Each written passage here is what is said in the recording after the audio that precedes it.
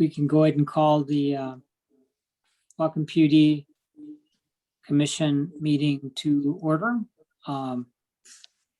Mike, would you like to recite the pledge? Thank you all too. I would. Please join me.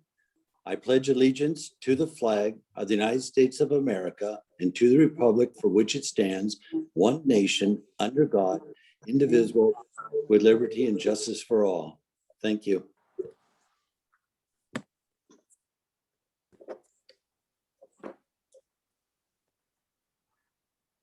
Great. Well, thank you, everyone. Thank you, Mike. So first, let's go over the agenda. Looking at the agenda, do we have any changes or modifications to the agenda?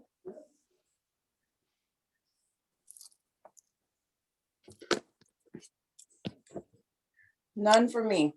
None Okay, for great. me.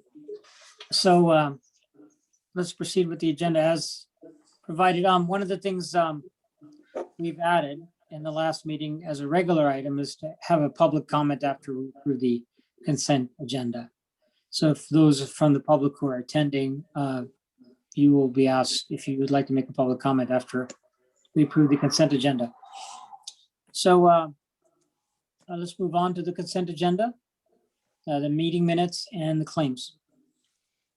I'll make a motion to approve the minutes. Excuse me, I'll approve the consent agenda. How's that? As it reads. I have a few quick changes to the meeting minutes from June 8th. Okay, I apologize. It's okay. Yeah, and also I think I do too, but I'd like to hear, I didn't, what we received in the email, I identified two minor changes as well. I don't know if those have been made. And yes, they were changed. They will be Thank you. changed for the final minutes. So I'm going off the ones that the paper-based ones that were mailed. So should I mention mine now? Please. Okay, so just in the discussion of broadband updates under definition of high speed, just want to make sure that it's the FCC, the Federal Communications Commission, not the FTC. And it's a good reminder for me to not speak in acronyms. So I will try to make that change in the future. And then I also, with the high speed, it's, I think we want to say like 25/3 megabits per second. So that's, a description of upload and download speeds. And then I guess I might also just say something about how it's quickly becoming insufficient because of how the need for bandwidth keeps growing. So, and I can send those changes to you in an email too, so it's easy for you to change. But those were just the three things in that sentence or two under there with high speed, definition of high speed. Okay. That's all I had. Yeah, thanks, Ann.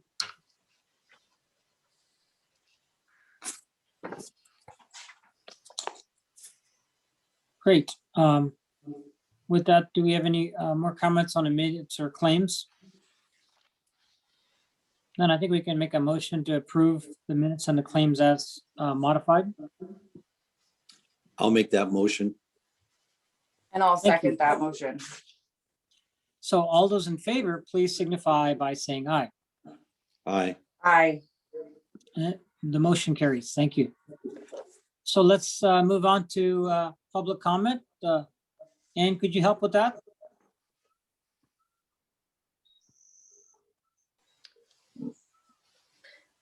No hands raised at this time. Thank you, Ann. So if there's no public comment, then we'll move on to old business. Steve, would you like to, or John is going to handle 5A? John will take this one, yes. I will take 5A, and I think the commission's aware that Jim Darling has scheduled some follow-up conversations or had some of those already. I know he's reached out to Prothman. I don't know what the result of that is, but he's having some follow-up discussion scheduled with the commissioners. And then we'll be ready for a preliminary report or presentations and involvement at the strategic planning session on the 6th. So I think everything's moving along.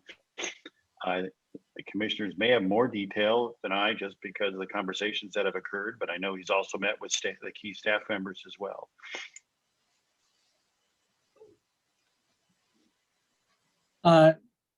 Steve, so Jim has met with all the managers or all the staff, or what's been his? I think he has interviewed or had a discussion with, I believe, 5 other staff members. Great. So we've had one set of discussions with Jim Darling. I think those ranged around an hour and a half or 2 hours for the 3 commissioners. And Jim has requested a second set of conversations, of course, which we're all happy to do, I think. So, and I think we all have them on the same day. Is it this Thursday? That's correct. Yeah. So that's this. Is there more discussion on the general manager appointment process? John, can you just remind me, is Jim planning to talk to any other stakeholders like key customers, or was that part of his scope? I don't have the scope of work right in front of me, so can you remind me? I don't believe that he was, but it would not be difficult for him to do if you would like him to. I can ask him to do that. I don't think it would take a lot of time or real expansion. So Okay. that's the commissioner's preference. I can, you can send me 3 or 4 key stakeholders, then I can ask him to reach out to them. And if he's able to, he's able to. If he's not, I wouldn't slow down the train. Okay. Are you suggesting that each one of us, if we have any suggestions, we send you an email with those Yeah, suggestions? I think so. Unless I wasn't going to put you on the spot to have 3 names right at the moment, but if you do in the next day or so, I can, if your commissioners wish, I can ask Jim to follow up with those and see if that can supplement or add information to his report. Great. Thank you. Too many names, too much time would lead to a delay, so I'm trying to balance that. And I just picked out 3 because that'd be 9. And if he hits 50% of them, that's probably not going to slow him up. Right. Okay, Thank you. thanks, John. Any further discussion on the general manager appointment process update? Great, and there's no action on this agenda item. Steve, did you have something? No, I did not, Commissioner. Okay, so moving on to 5B, the broadband program development update. Steve, would you handle it? I would just suggest that I know that both Commissioner Grant and Commissioner Dusmani have had meetings, one with the Port of Bellingham and one with the county executive, and I would just offer that either one of or both of you provide an update as the outcome of the meetings. I think that would be the best way to put this on for discussion. Right.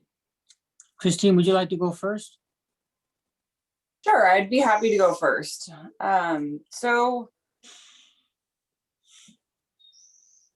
Commissioner Michael Shepard, about a month ago, I believe, proposed the idea of forming a steering committee with both a representative from the Port Commission and a representative from the PUD Commission being part of, I think we're calling it a steering committee on broadband. So just background, so we're all on the same page. So we decided I would be the commissioner representative for the PUD. So yesterday, Steve, Rob Fix, who's the executive director of the Port, Gina Stark, Don Goldberg, and myself all met. And it was actually the first time we all met in person. We met at the Port offices. And so I think just acknowledging that as we get back together and have in-person meetings, I think that it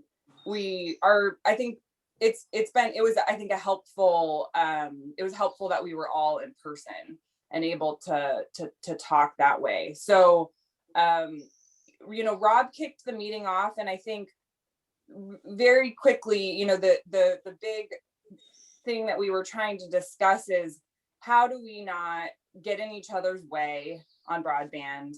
How are we going to make sure we're not fighting over turf? How are we going to make sure we're not fighting over grant dollars? And, you know, not that there is currently conflict over those things, but I think we're all definitely still sorting out what role we're all playing.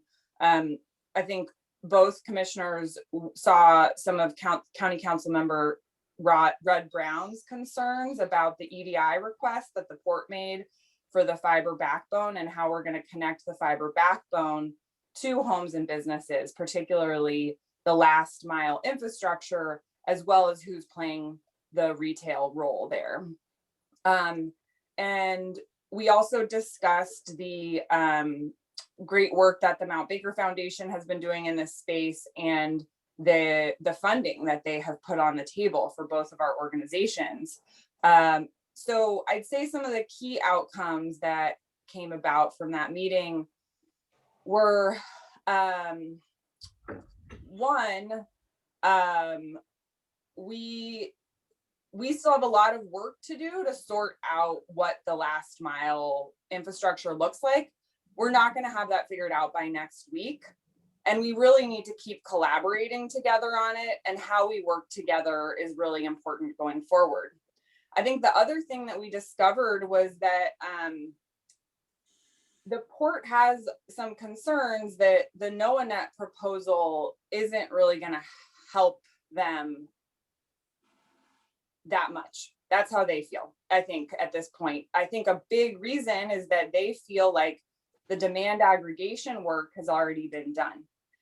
And so I would say that I pushed back just a little bit on that, because I haven't seen any of that demand aggregation work, and I wish I have it. I don't have it. But I would say that what we learned is that part of the, and I think several people have been asking for those maps and that analysis around demand aggregation and haven't seen it. And I expressed concern about that. And I think that some of it has literally just been because it's all in ArcGIS in a format that's hard to share. And that Gina actually just recently got some technical assistance helping to format some of those maps. And so I would say that there was a strong emphasis on the fact that that data and those maps need to be widely shared, so that we're not duplicating efforts, so that two public agencies aren't doing the same work at the same time, and we're not using valuable Mount Baker Foundation funds on work that's already been done. So I think that that was a really positive development. And, you know, Gina has done a tremendous amount of work on this, and I think it's just kind of getting to the place where she can share it. And so I feel hopeful that we're going to be able to see some of that going forward. I think the next big thing that we identified was that Gina needs more support. We have, you know, and I think we also saw that we had a discussion about the fact that this addressing the digital divide isn't the port's responsibility. It's not the PUD's responsibility. It's not the city of Bellingham or the county. It's all of our responsibility. It's something that we all need to be working on together. And so, you know, how do we do that? And so one idea which has been kicked around several times over the last few months was this idea of a broadband office, and how we can really have the efforts on broadband be centralized, and so that we're not doing rework and we're not having issues communicating with each other. And so the need for more staff resources that are working on broadband was clearly highlighted. This idea of a broadband office definitely came up again. I had a very, very brief conversation with Debbie all at the Mount Baker Foundation actually just this morning, and kind of updated her on this and talked a little bit about how we might continue the conversation.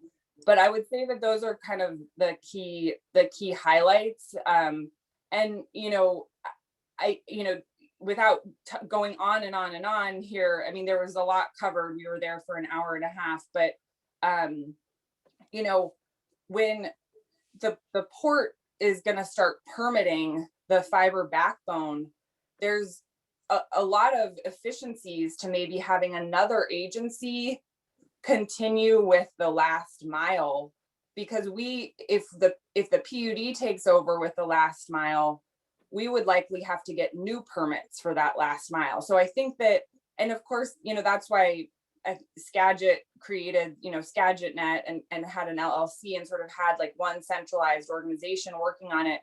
But I think we really do need to figure out how we have kind of concentrate our broadband efforts into one place in Whatcom County. And so I'd say that, we didn't solve every problem. I think we made some progress in terms of our relationship, wanting to work together to share resources. And, I'd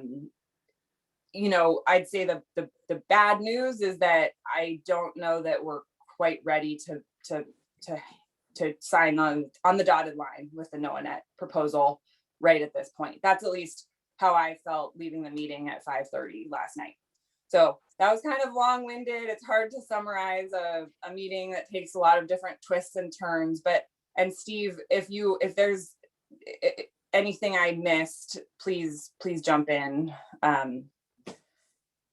One thing that we talked a little bit about was the interlocal agreement and how we can possibly use this steering committee to move the collaboration forward, and Rob indicated that he would be prepared to take the interlocal agreement to his commission at their first meeting in July, and that is a key, I think, is a key piece of really making a commitment by both agencies, just to the public, to the community, that we are forming this working group and that we are moving forward. So I thought that was a good outcome.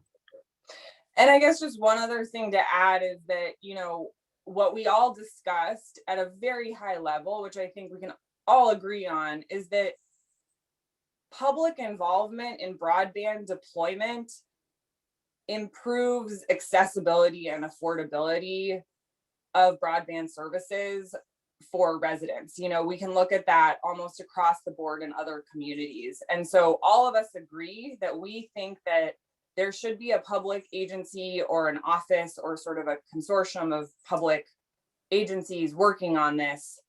And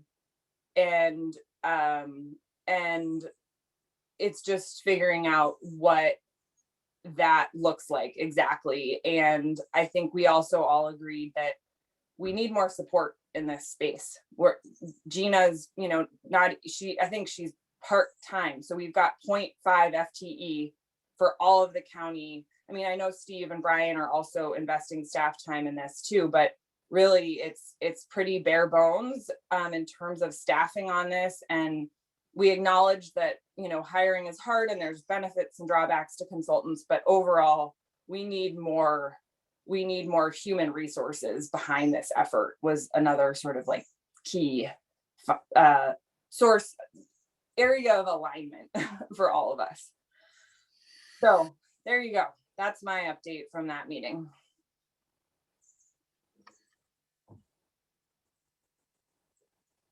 Mike? Yeah, thank you all too. Christine, thank you for meeting with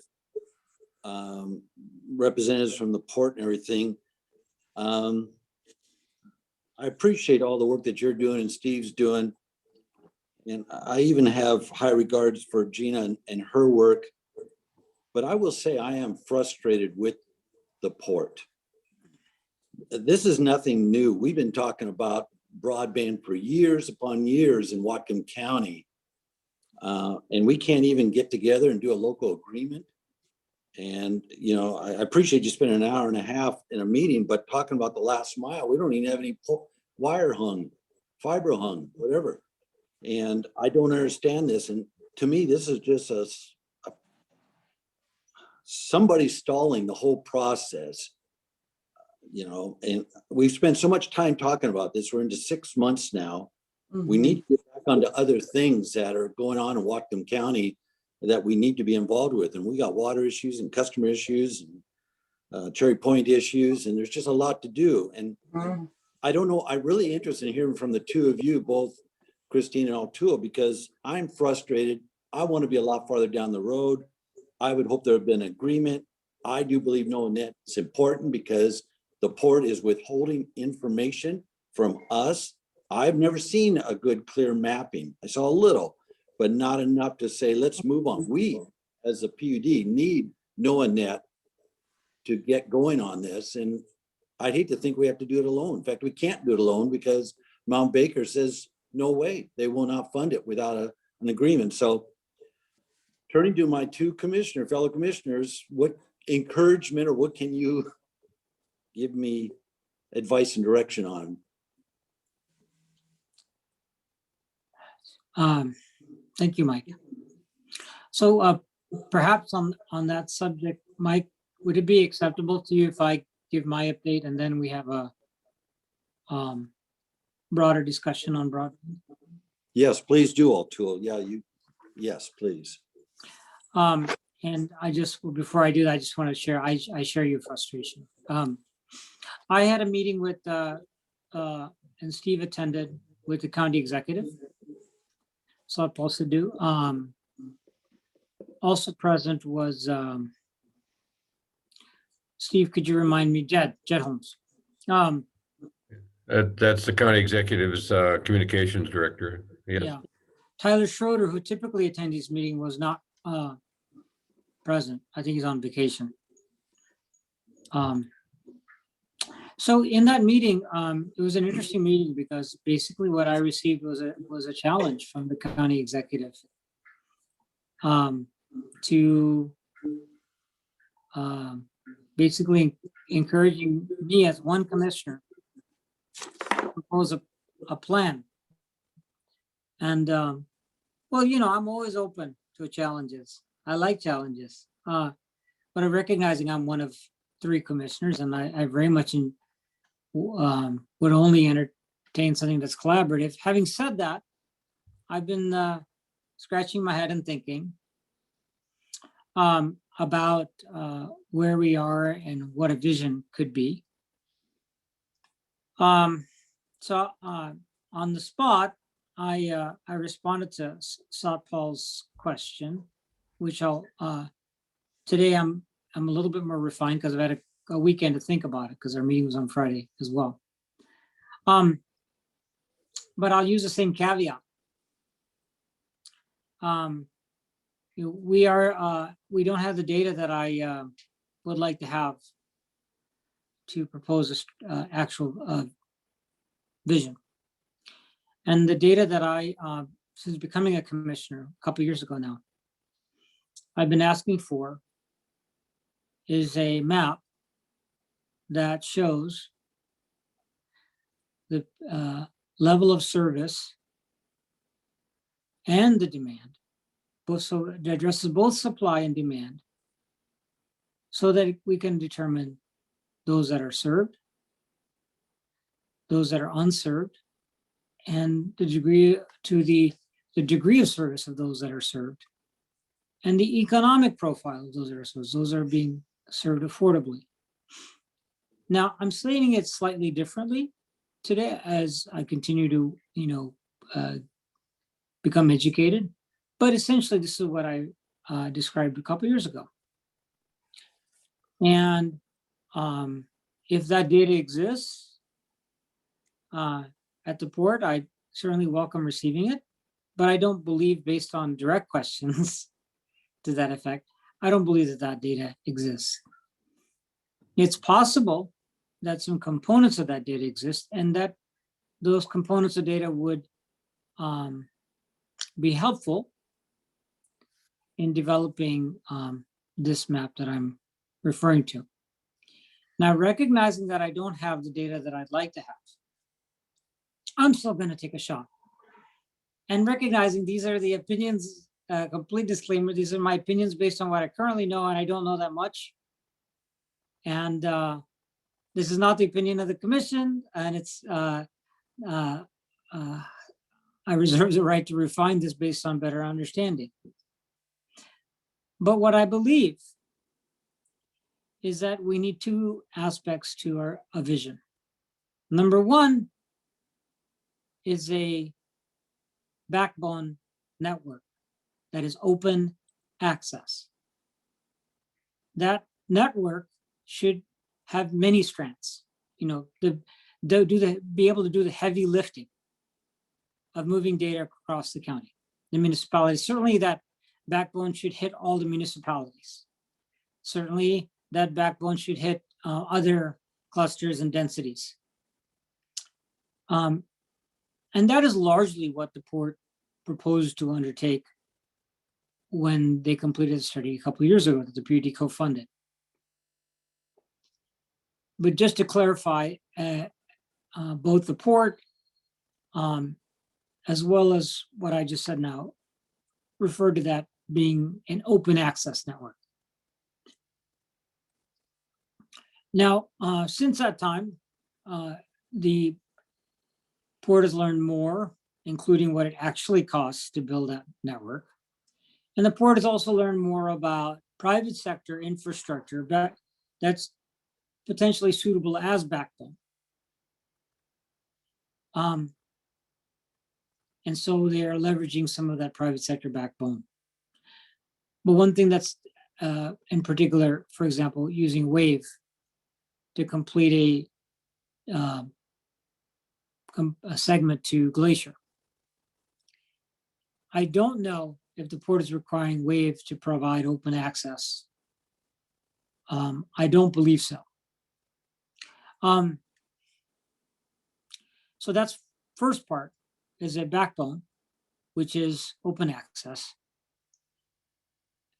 And recognizing that it may take decades to do this, but it must be done. And it doesn't have to be all owned by the public sector. It could be owned by the public sector. It could be owned by the private sector. It could be owned by both. But the critical criteria is that it's open access. The second component of what I'm laying out as a vision here is that last mile access should be in partnership with municipalities, wherever the customers are in the municipality, or they should be in partnership with the PUD if it's in a non-municipal jurisdiction. And that's what I'm proposing. In either case, by definition, whenever the public implements last mile, it will be open access. So there will be an unlimited number of potential last mile service providers, which could even include municipalities and the PUD. However, if the last mile provider is private sector, that we would, the community, the vision would be that there would have to be two potential private service providers. There are many examples of buildings and residents in Whatcom County. I would say the bulk of them that don't have two options, that only have one option as far as the internet service provider. And I'd like to move us to a situation where there's always at least two options for service providers. That's a no-brainer when it's the public sector delivering last mile. But when it's a private sector, that we would work with the private sector data service provider to make sure there's an independent second option. So Sapo's response to that was that it was quite ambitious, perhaps too ambitious, and that we should maybe making potentially a mistake by allowing for the possibility of overbuild. But I think practically, we don't have to achieve the full vision to deliver tremendous benefits to the community. The more people that are benefiting from open access and competitive options, a level playing field for private sector participants, the more market pricing will converge to a competitive market price. So for that reason, I don't think that this vision needs to be fully realized to provide most of the benefits of the vision, which is affordable data services with the speeds that we need. So that's my summary. Really, what Satpal did was ask a tough question. And even though I'm ill-equipped to answer it, I answered it anyway. So I wanted to share that. Thank you. Can I respond now to Mike's initial comments? Yeah, I think what we should do now, Christine, Mike, is have an open discussion now among the commissioners. So I just wanted to respond to what you said, Mike, about your frustration. And I think that I have felt frustrated too at points over the last 6 months about broadband. I think that directing frustration towards the port is misplaced. And I want to just acknowledge the fact that PUDs have had wholesale broadband authority since the year 2000, and the port only got those restrictions lifted in 2018. And they have done a tremendous amount of work in that very short period of time since they've had authority to do it. We have had that authority for 21 years and have not made any progress. So I think that we need to take a good look in the mirror before we direct our frustration at others. Not that it's not okay to feel frustrated. It's just that maybe it's just frustration about the process in general. I think that we are at a point right now where I agree with you, Atul, that I think the backbone, the open access backbone, has been done in many places and has been shown to increase competition and drive down costs eventually for users. And so it is a great first place to start. And then of course we do need to think about the last mile connections as well. But I think overall what this conversation highlights for me, and I think the reason we've all been feeling frustrated, is that we don't have a good process for working together on broadband in Whatcom County. We've got the executive's office, we've got the PUD, we've got municipalities, we've got the port, and we need to create a better way of working together on this so that we're communicating more effectively and we're not wasting resources and having the same conversations over and over again with different pockets of people.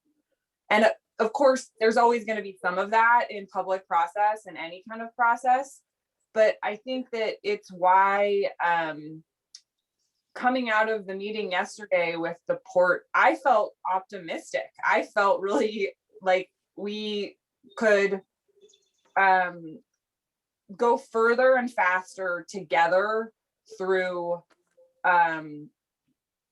it doesn't necessarily need to be this broadband office, but I think that would be a good start. And I think we also probably each have a vision for what this is going to look like. And we need to kind of hold on to that vision in some ways, but be also willing to let go of our attachment to that vision and be flexible with where it might go. And that is where the port has done a lot of work on this, and they've got the relationships with these ISPs right now that are interested in leasing the fiber. They have a lot of grant money that's already in play And, you know, what I told the port yesterday is, you know, I want to be a partner to help make sure that we get this EDI funding so that you can get the curb funding that you need so that we can get those state dollars to Whatcom County, because if we don't get them, they're going to go to some other county. So, so to me, I think we need to kind of let go of, you know, this might not be a PUD led push necessarily, but I think that it could be a really cool collaboration of a lot of different agencies, and we have resources that we can put into this effort. You know, and so I also think we're still a ways off from it, but talking about how we, you know, the operations and maintenance of the system, you know, it's going to be an iterative process. And I agree, we do need to do more planning. And so maybe there is a role for NOAANET and some of that, but I think we need to get, this is a new area that we're focused on. And I think we will be served for many years and decades to come if we sort out where this is housed within Whatcom County and have a good plan for that, so that we're not continuing to have these frustrations. Does that make sense at all, Mike, to you? It does, Christine, and I really appreciate in fact, I value the two of you very much, because I like your approaches, both of you. You're a fresh view for me to consider. My frustration is 20 years ago, our PUD had a vision to provide internet throughout Whatcom County, broadband.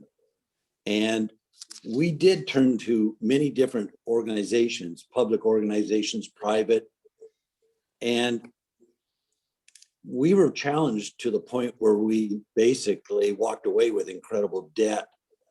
And to this day, during this pandemic time, and having parents get a hold of me and say, how can you help us? Some are coming after me because of my past where I worked at. Others are coming at me because they're hearing about the PUD, wanting to get involved in this. To hear of a mother take her children, her baby, put them in a car seat, take her and her kids to a school and sit in a parking lot and try to download information to get the education that their children need.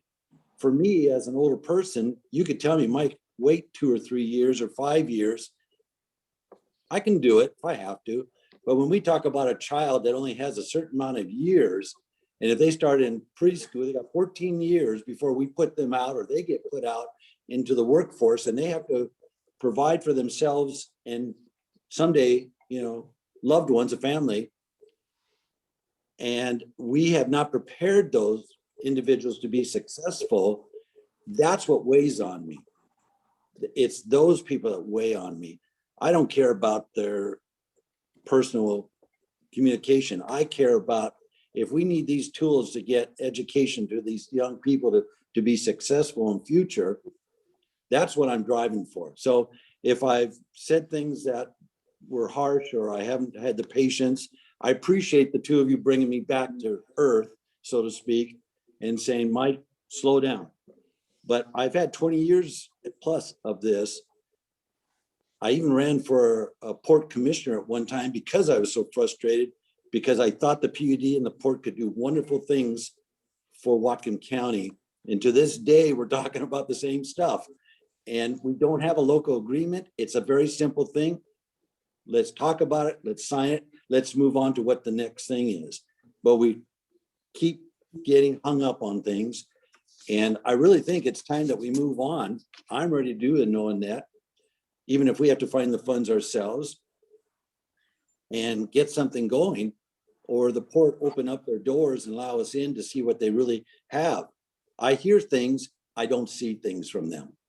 And so I really don't know what they have and what they don't have. So, but I appreciate the two of you putting my feet back on ground, because I'm very frustrated. I mean, I think Atul and I share, I think we're actually all very aligned on where we want to go. You know, and Mike, it certainly is not, you know, I taught online throughout this pandemic. And saw this, you know, similar situation. So I understand what you're talking about. I think that so the port is planning to sign the interlocal agreement. They don't have a commission meeting for another few weeks. I think that the delay with getting the interlocal agreement signed is just, you know, due to busyness and not being able to have this conversation that we've had. So my sense from the meeting is that they're very much ready to sign the interlocal agreement. They need all three commissioners to weigh in on it though. And I don't think they have a meeting until July 13th. Is that right, Steve? But you know, regardless, I think that the key thing that we need to figure out is how we work together, and if we're going to use the $150,000 from the Mount Baker Foundation, how we're going to make sure we're using it in a way that is the most useful to our community. And maybe that means, you know, that the port shares the data that they already have, and we, you know, try to move that data into a format that's easier to share and manipulate. Again, I mean, my understanding is that it's in ArcGIS right now, and that's not always the easiest. It's not an easy format to share. So I mean, I think the other concern that I heard from the port, which I think is understandable, is a concern that there's a lot of work to be done right now on broadband and moving forward with some of these grant applications and trying to get fiber hung with the funding that they do have for the backbone, and just some concern that bringing a consultant on is actually going to take a lot of time to get the consultant up to speed. They're able to support us through the duration of the contract, but then once the contract ends, there's no more support. And so that's what would be different with bringing a staff resource on to something like a broadband office. And yes, I know we tried to hire the broadband services manager. We were unsuccessful at doing that. You know, there is a possibility that part of the reason we were unsuccessful at hiring is that we didn't have a clear broadband strategy at the PUD. And, you know, potential applicants might have felt like they weren't really sure what they were coming on to do.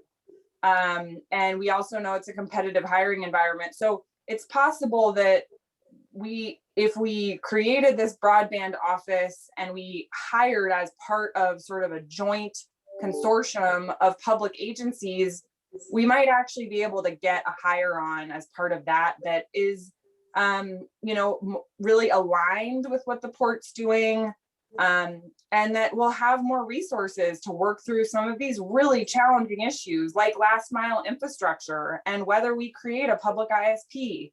And we could have a lot of, you know, the county, the PUD, the port all involved in that. So I'm not saying no to NOAANET. I'm just saying that, you know, the proposal that I looked at yesterday was not, you know, completely, it didn't feel totally responsive to what is happening right now. The reality of what's going on in our community right now. So that's my concern. If I can keep saying,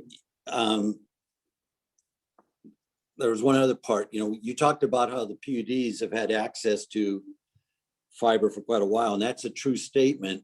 But when you talk about other PUDs, we are unique, and we keep saying that word in Whatcom because we are not like any other PUD, except we are public, that we can provide water, and electricity, which is what we're doing. We have other possibilities, broadband and other things that we could possibly do, but we're not we don't have 100,000 customers.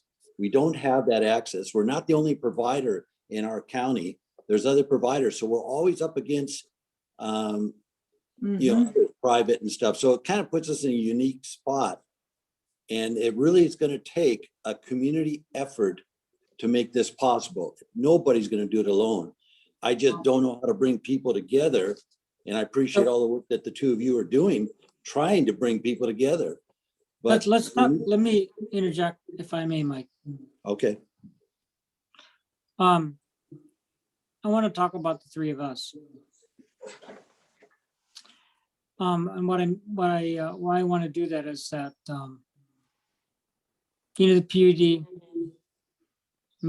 made some efforts with good faith, and stumbled. We today have a pretty small organization. Steve's doing his best to support us and our ambition. But we're very limited in resources within the PUD.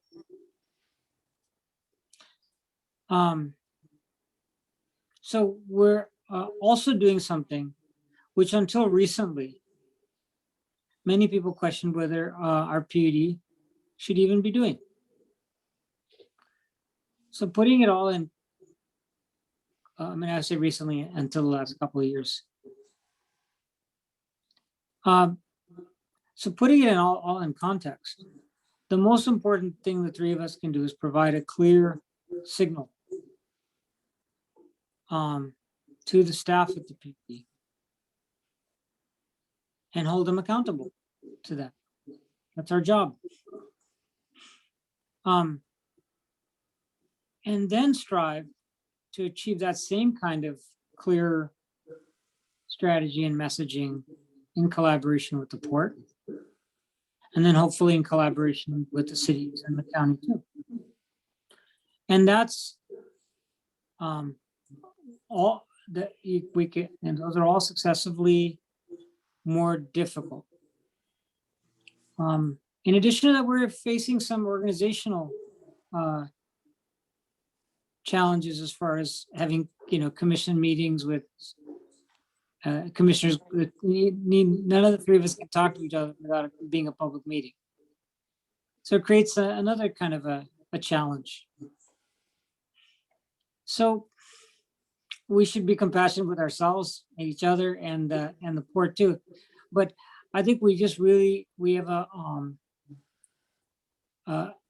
long effort that, and I think our hearts are all in the right place, and we're all completely committed to this, to try to set clear direction for our staff, and then work with other electeds in other local governments to establish clear direction. And that will mean, like in the statement that the process of making sausage isn't pretty, it's ugly. Yeah. But and you don't get everything you want, maybe. Mm-mm. So I think it's important for us all to acknowledge that. And but I would like to propose that we stay steadfast in acquiring support services of NOAANET. And I'll tell you, because one of the things that I think that NOAANET can do is provide, not just depending on if we're happy with them or not, can provide long-term purchase services support. Everything an organization does can be done with employees or contractors. So we can use NOAANET as a force multiplier for the work of the commission too. My lighthearted first response back to the county executive in my head was, well, wait a second, Mr. County Executive, how many people work for you? You're asking me for a plan. I don't have any staff. So the challenge here is that we need more resources, and if there's horsepower we can acquire through contracting relationships and purchase services, I think we should try to do that. So I'd like just to return to that focus. We certainly had that consensus some meetings back. Sounds like we've lost that, but I'd like to propose to the commission that we proceed. And frankly, maybe we need no proposal from NOAA. We just, bill us an hourly rate. We've got budget. We've got, money set aside for salaried position. Heck, maybe we just need to hire them on an hourly rate. And if we're not happy with what they give us, then we'll find somebody else. There's lots of contractors out there wanting to sell their services.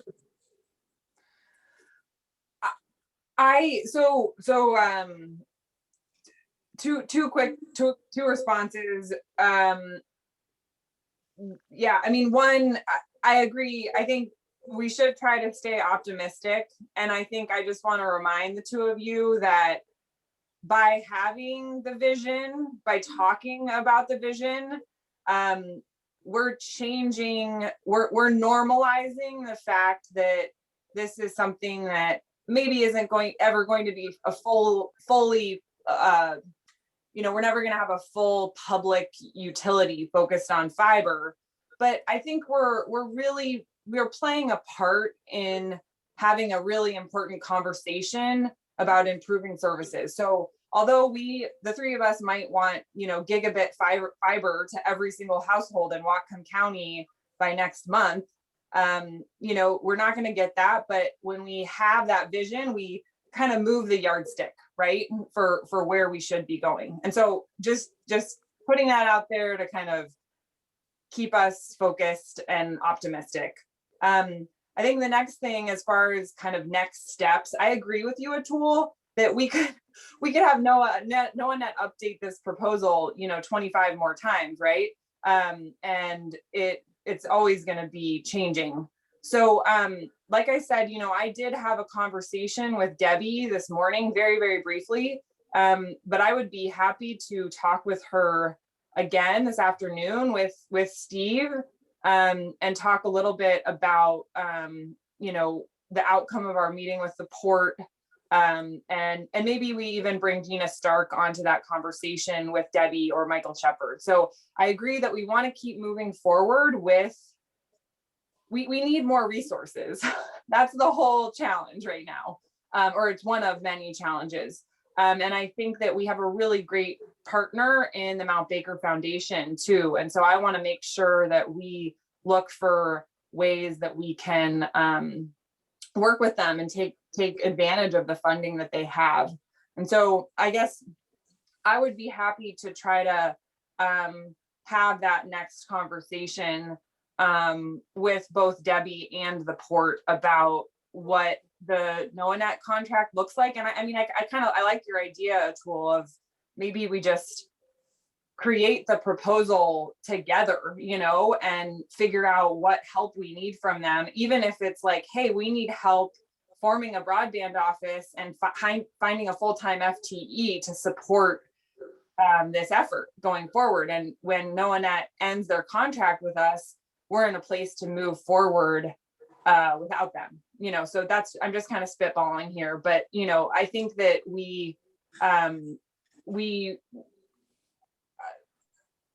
I'm happy to kind of continue that conversation about what work with NOAA with the port would look like as part of my role as the representative on that steering committee.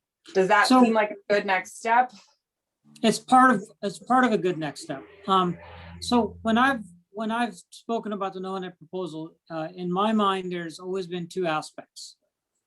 One is the ongoing consulting services to support us as our plans evolve, which is the purchase services. The other aspect that to some extent I don't know what degree of buy-in I have at the port, but based on prior meetings, we have all complete agreement at the commission, is the importance of conducting an exercise to develop a map. And I don't want to forego that or have that idea, that initiative be thrown out due to lack of support from other local governments. I do believe that that is something that I personally want to hold firm on, On the map. not negotiate. And the reason is, why should someone be stubborn on certain points? Well, the reason is because if we don't create a resource to facilitate public-private partnership discussions, we will face the same kind of environment that led to the obstacles for the PUD's prior attempt. We need to have an open, constructive dialogue with private sector participants about who they're going to serve. So when you know demand and you know supply, then you can identify gaps. And then you can say who's going to fill the gaps. That kind of a conversation cannot occur with a map that shows both what's currently being supplied, at what price, and what the demand is. So you can identify gaps, and then asking both private sector participants and public sector participants to make the appropriate commitments. And I think it's very important that that happen. And I personally, speaking just for myself as a commissioner, I'm not going to relent on that. I agree with everything that you've said, that we need to have that information and those relationships. I just want, and maybe it's just because I was sitting around a table with them yesterday, and I actually do have it right here, but I mean, so this is like the map that Gina gave us yesterday. So the Whatcom County broadband planning map, and it's all in ArcGIS. And at least that's my understanding, and like the layers of data are in ArcGIS. And so sharing it, unless you have ArcGIS on your computer, is challenging. And so that is an issue. I think that we could definitely use some help if NOAANET can make that data more user friendly, if they can add data to it. But I just think that we should be really careful that we're not starting from scratch when one public agency has already spent time and resources building a map that meets some, not all, of the requirements that you just described, Atul. So that's the one thing that I feel like we need to make sure that NOAANET understands if we're going to bring them on. And then, I mean, also with the relationships, you know, Gina's meeting with the private ISPs, you know, weekly, that are interested in the backbone. And so a lot of those relationships are there. And I think that we obviously need to have more conversations, more discussions about what the pricing and the lease agreements look like. And you know, there's more to do there. But again, it's just, I think we really need to make sure we're not reinventing the wheel out at the PUD. You know what I mean? Sure, I don't want to miss the opportunity of getting data from anybody who has it. And relationships with the ISPs. Right. So Now the ISPs have, let's just be really clear. One of the things, and I've reported this at the Broadband Advisory Group, the ISPs have been very reluctant to provide data. Almost without exception. There's one particular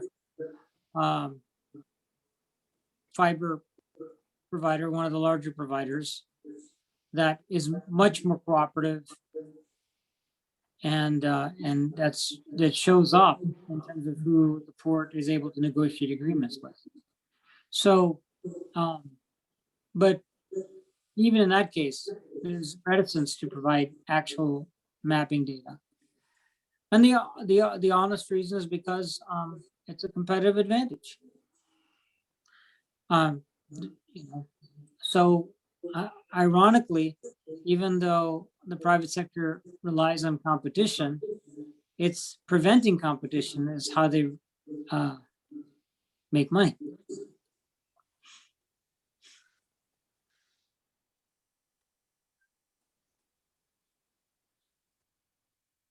Yeah, lack of competition is a great business model. So can we talk about next steps? Where does all this take us? I am happy to talk to Debbie today. And I think looping, well, I mean, I think that would be that to me, that seems like a good next step, talking to Debbie. And I think I would also like to check in with Gina Stark about the NOAANET proposal and the map, and see if we could get to a place where we would be comfortable bringing on NOAANET to support both the port and the PUD moving forward in some of this work. And probably I might rope Steve into that conversation too, if he's willing to. Does that seem like something that a good next step from some of this? Because I mean, I agree that I think bringing NOAANET on, or getting some support, we all need some more support.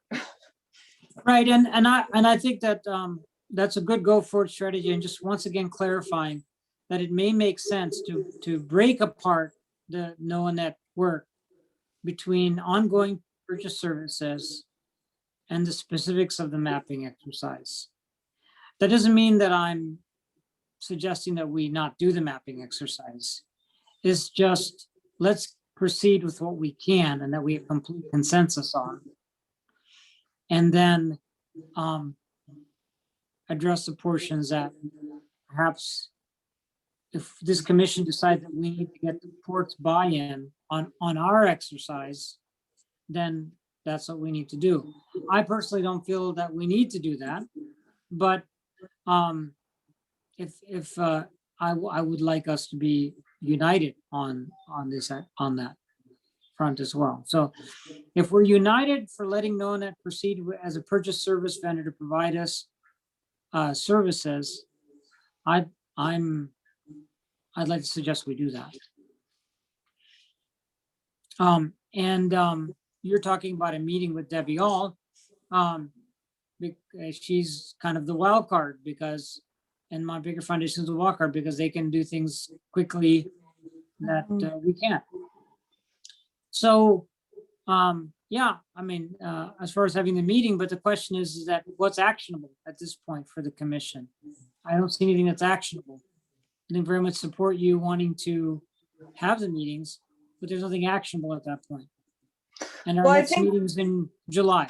So what's actionable, well, yeah, I mean, I guess what's actionable, not in this meeting, but going forward, would be to figure out, to try to get NOAANET under contract to support us in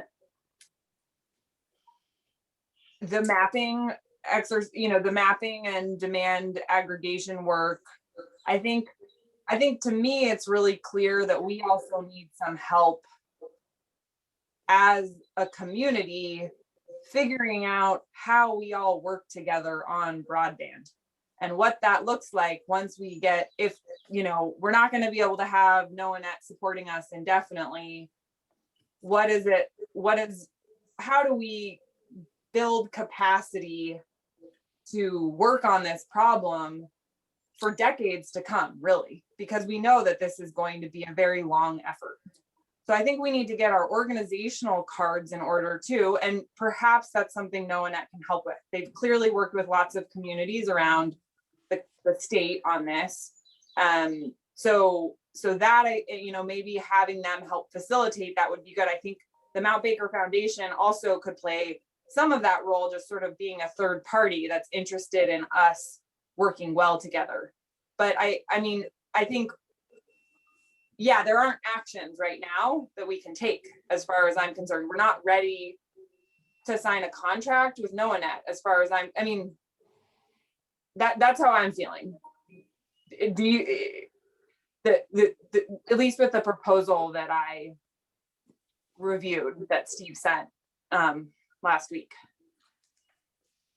So one other, if I may address that, about one other element that you talked about, Commissioner Grant, was the having one county-wide office focused on broadband.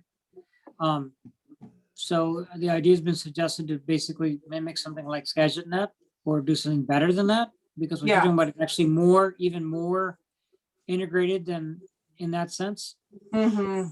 So I personally would support that. Great. Yeah. Mike, how do you feel about that idea? I am good with what you're proposing. I want to move forward. I support both what you and all two are talking about. However, I'd like to add that I think Gina is an incredible person and her knowledge is incredible. And she works so hard in our community and she's well known. And if you ever want to talk about a broadband office or a contact or the person to go to, I would think Gina would be an incredible person to do that. However, when it comes to our own staff, you know, our staff is built around our customers, our revenue, and we are maxing our staff out by having to do all these other things. We really need to get back to working on such things. I'm concerned about a drought possibly this year. We got to be dealing with that from a county level. You know, there's a lot of interest in Cherry Point, besides our customers out there, improvements. There's just a lot for us to be doing that our staff really needs to be focused on, and yet we continue to pull their time away to do other things. And I think we need to move forward.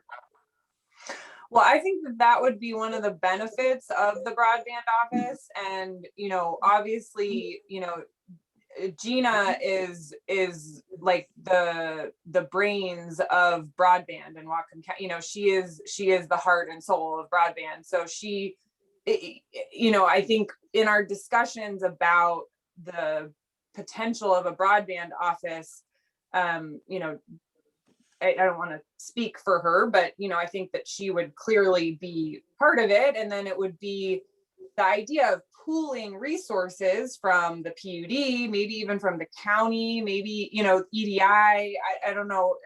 I don't know if EDI funds could be used for that, but to help support some staff to be part of that broadband office. So it's not just Gina. And so that we could actually get Gina to a full-time FTE working on broadband, if that's okay with, I mean, I also don't want to be speaking for the port, but in our sort of brainstorm about it yesterday, I think that is where we were headed, is that idea. And then that there would be oversight from, you know, the PUD would be involved in the direction of that, where that broadband office was going through the steering committee that Michael Shepard proposed forming. So we would be able to weigh in on some policy choices that were happening. So we wouldn't lose. And then, you know, again, there might even be a more direct role for the PUD going forward, like on operations and maintenance going for, you know, I mean, again, I think some of this it's going to be an iterative process. We don't have a crystal ball. We don't know exactly what it's all going to look like. But that's, I think, where the discussion was going around the broadband office idea. And I think that Commissioner Murphy, I think that the consideration of our staff resources right now is a clear issue, but I think that Commissioners Grant, comments on the broadband office, there are opportunities. You know, the port and the PUD did this a few years ago, where one agency would literally provide some funding in support of the staff, and that staff could then support Gina in, if you would, in managing that broadband office and provide that extra resource without adding staff or creating a higher demand on our existing staff here at the PUD. I think that's a real option. I think it also, that idea of the broadband office, if it's done under, and through the framework of the interlocal agreement, I think it really creates some synergy where you've got that communication between the port and the PUD through that steering committee, back through the commission, a member from either the PUD and the port, that it's not just providing oversight, it's that constant communication as to, what role should either party play, what's the best way to bring resources to a project in terms of construction, managing. It also creates that ongoing communication as to, look, this is broadband for the entire county. It's not the port, it's not the PUD. We're not stepping on each other's toes. We're not competing for funding. We're not competing for, whatever. And you've got really a managing entity that really brings that all together. I think that's a real great opportunity. And you could add NOAANET services either on a call, on call, ongoing basis to support whatever that staff in that broadband office says, here's what we really need. We need more resources to do X and Y. And yes, I think NOAANET could also provide some of that facilitation as to just how that whole, broadband office should operate and work together. So I don't think it's an either or. And I think it's a great opportunity to move forward. And at least what I heard yesterday in that meeting with the port is that both Commissioner Shepherd and Rob Fix were open to that idea. So.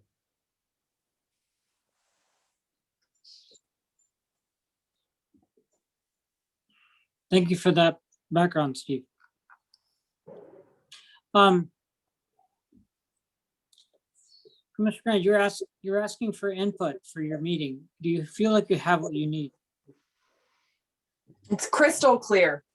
No, I do. I think I have enough here. I'm gonna reach out to Debbie and then try to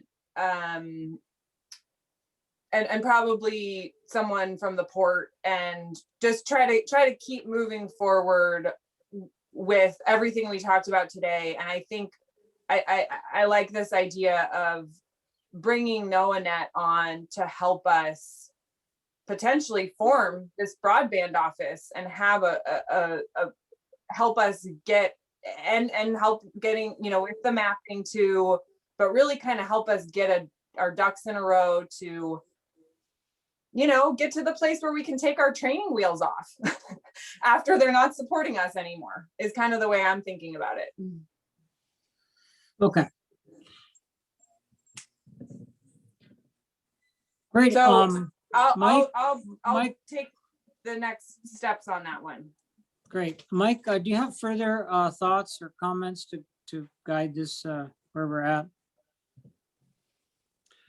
No, I appreciate what the two of you are doing and saying.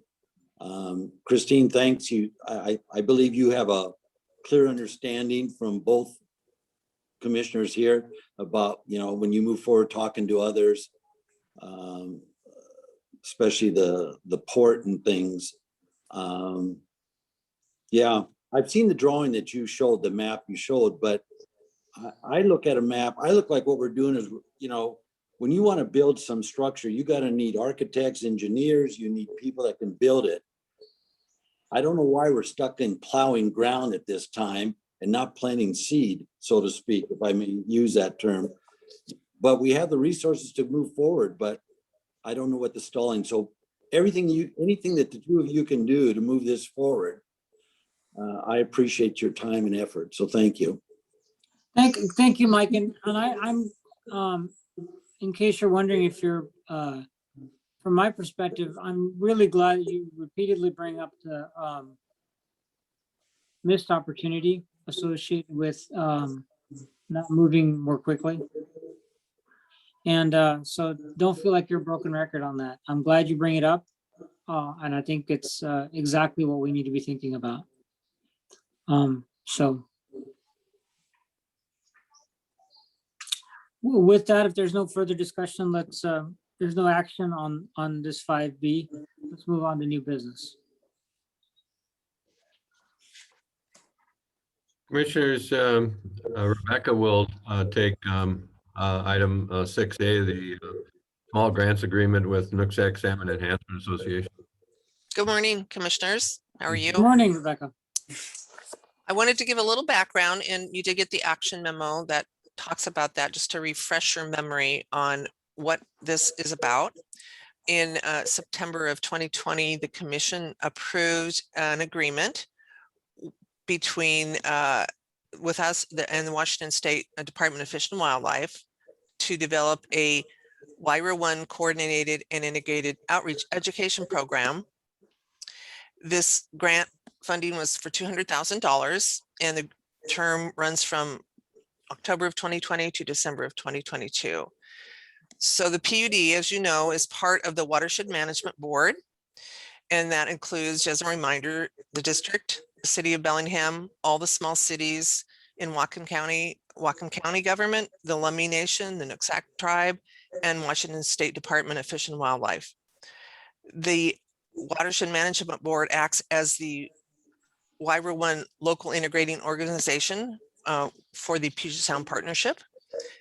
And the funding that we received is from the National Estuary Program that is funded from EPA, Environmental Protection Agency, through the Habitat Initiative, which is managed by the Fish and Wildlife Department. So it's a little complicated, but so the funding comes down from the federal government, managed through the state Fish and Wildlife.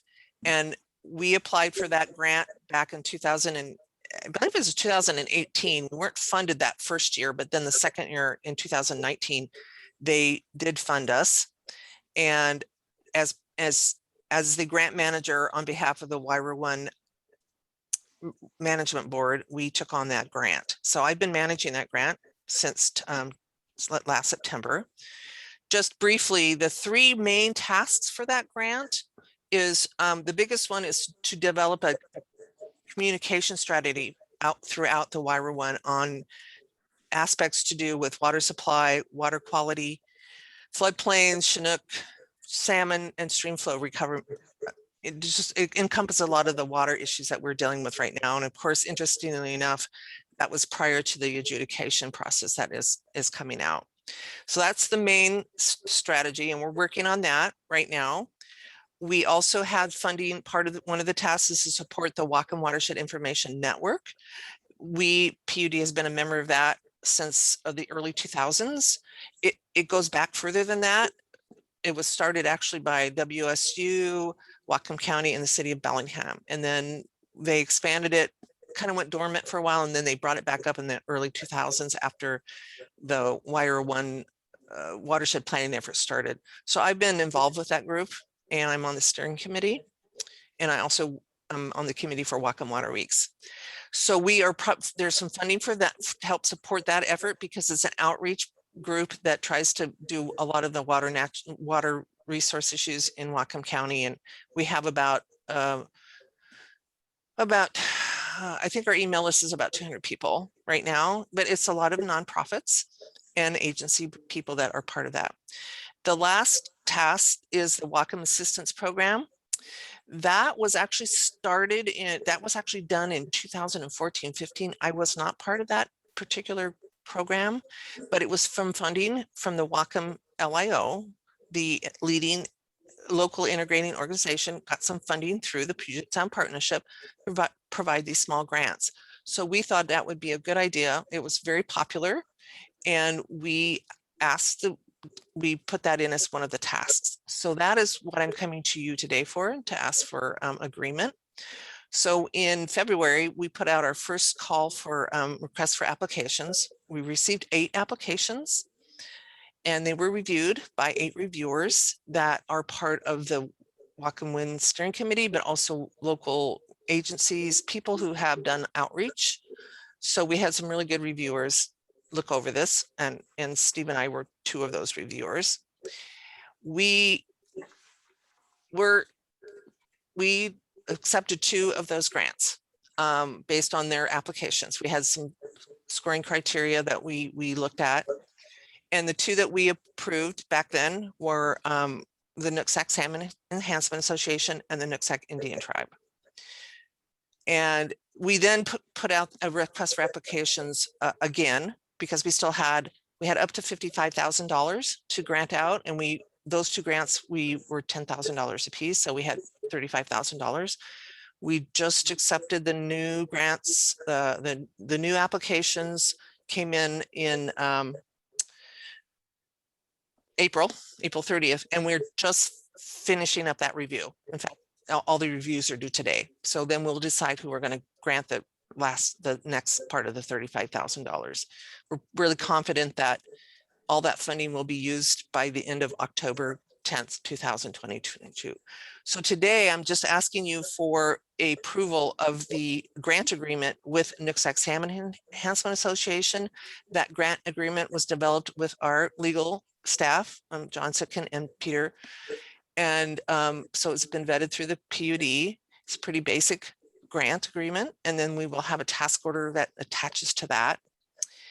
The Nooksack Indian Tribe, they have a little bit longer process. Like us, they have to go through their tribal council to get approval. So I know it seems like it took us a while to get this all done, but it was just a matter of nonprofits can work a little more quickly. The tribal and agencies, if we grant to them, it's kind of like our process. It has to go through their councils for approval. So we should have that. Their tribal council is going to be putting it on their docket for July 6th. So we should be able to approve the Nooksack tribes agreement on July 13th. And so I would just recommend if you would approve this grant with Nooksack for $10,000. And if you have any questions, I appreciate that. Mike? Yeah, so the 35,000 that's remaining, we're planning on 10,000 of that going to the Nooksack Indian Tribe? No. So we had 55,000 total. So between Nooksack and NC, they each asked for 10,000. So there's 10,000 allotted or 20,000 total allotted. So we now have $35,000 left to grant out. And so we had 8 applicants in back that we looked at first. Four of the applicants reapplied, and then we had 2 new ones. So, and some are not for a total of $10,000, some are less, but most of them are for 10,000. So there'll be maybe 3. We'll see. There were some really strong applicants again this time, but. And can you talk about the results of what the 2 will be doing in the future? And if I can focus on Nook. I didn't pull up pull up the Nooksack, but I did pull up the NC. Their application was for their salmon discovery program. It's something they have in place. They just want to keep being able to do it. And it's an education process that they do. And it's part of, let me go down here because I didn't, it encompasses both students, school students, and also the public. And they have these, what they call salmon sighting events and free public events that they can learn more about spawning salmon in the natural habitat. So they actually do, like in place, they go out to the sites and do that. And so this is to help support them doing that outreach again. Let me see, I'm sorry, I didn't. So it's supporting, and our criteria for looking at these were based on some documents. Our watershed management board has their strategic planning document, and it encompasses salmon recovery and a lot of other things. And then the other document that we asked them to look at was what's called the Whatcom Local Integrating Organizations Ecosystem Recovery Plan, which is the one that feeds up into the Puget Sound Partnership. So we asked them to look at those two documents and connect those to their projects. And that was one of the the strictest criteria that we had. But Nancy is, and as you know, I mean, their name is Nooksack Salmon Enhancement Association. So they do a lot of work on salmon recovery. And I will bring this up when we bring back to approve the Nooksack. Their specific outreach, they're doing a lot of work in the South Fork on improving water quality, water for the Chinook and salmon. So their program is focused on stakeholder outreach in the South Fork, on educating the stakeholders in the South Fork and the property owners that they're working with on why they want to do these projects, where they're putting things in stream on the South Fork to improve the Chinook or recovery of the salmon, specifically Chinook. So, and I'll bring that up. I'm planning on having that on July 13th agenda. So. No, I appreciate it very much. And that program of NC's has been very successful. And so looking forward to continue to supporting it. The two of them had really strong proposals. They understood the value of what we're doing.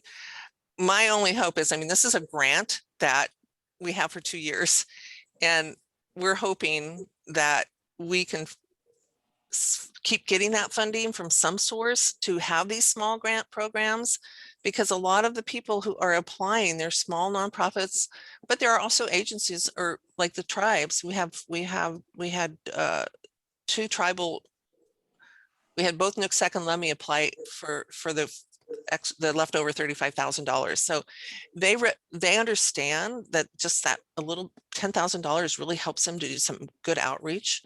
And so we're going to have to put our heads together to figure out how we can keep doing this after 2022, when this grant will be done. So, Thank you.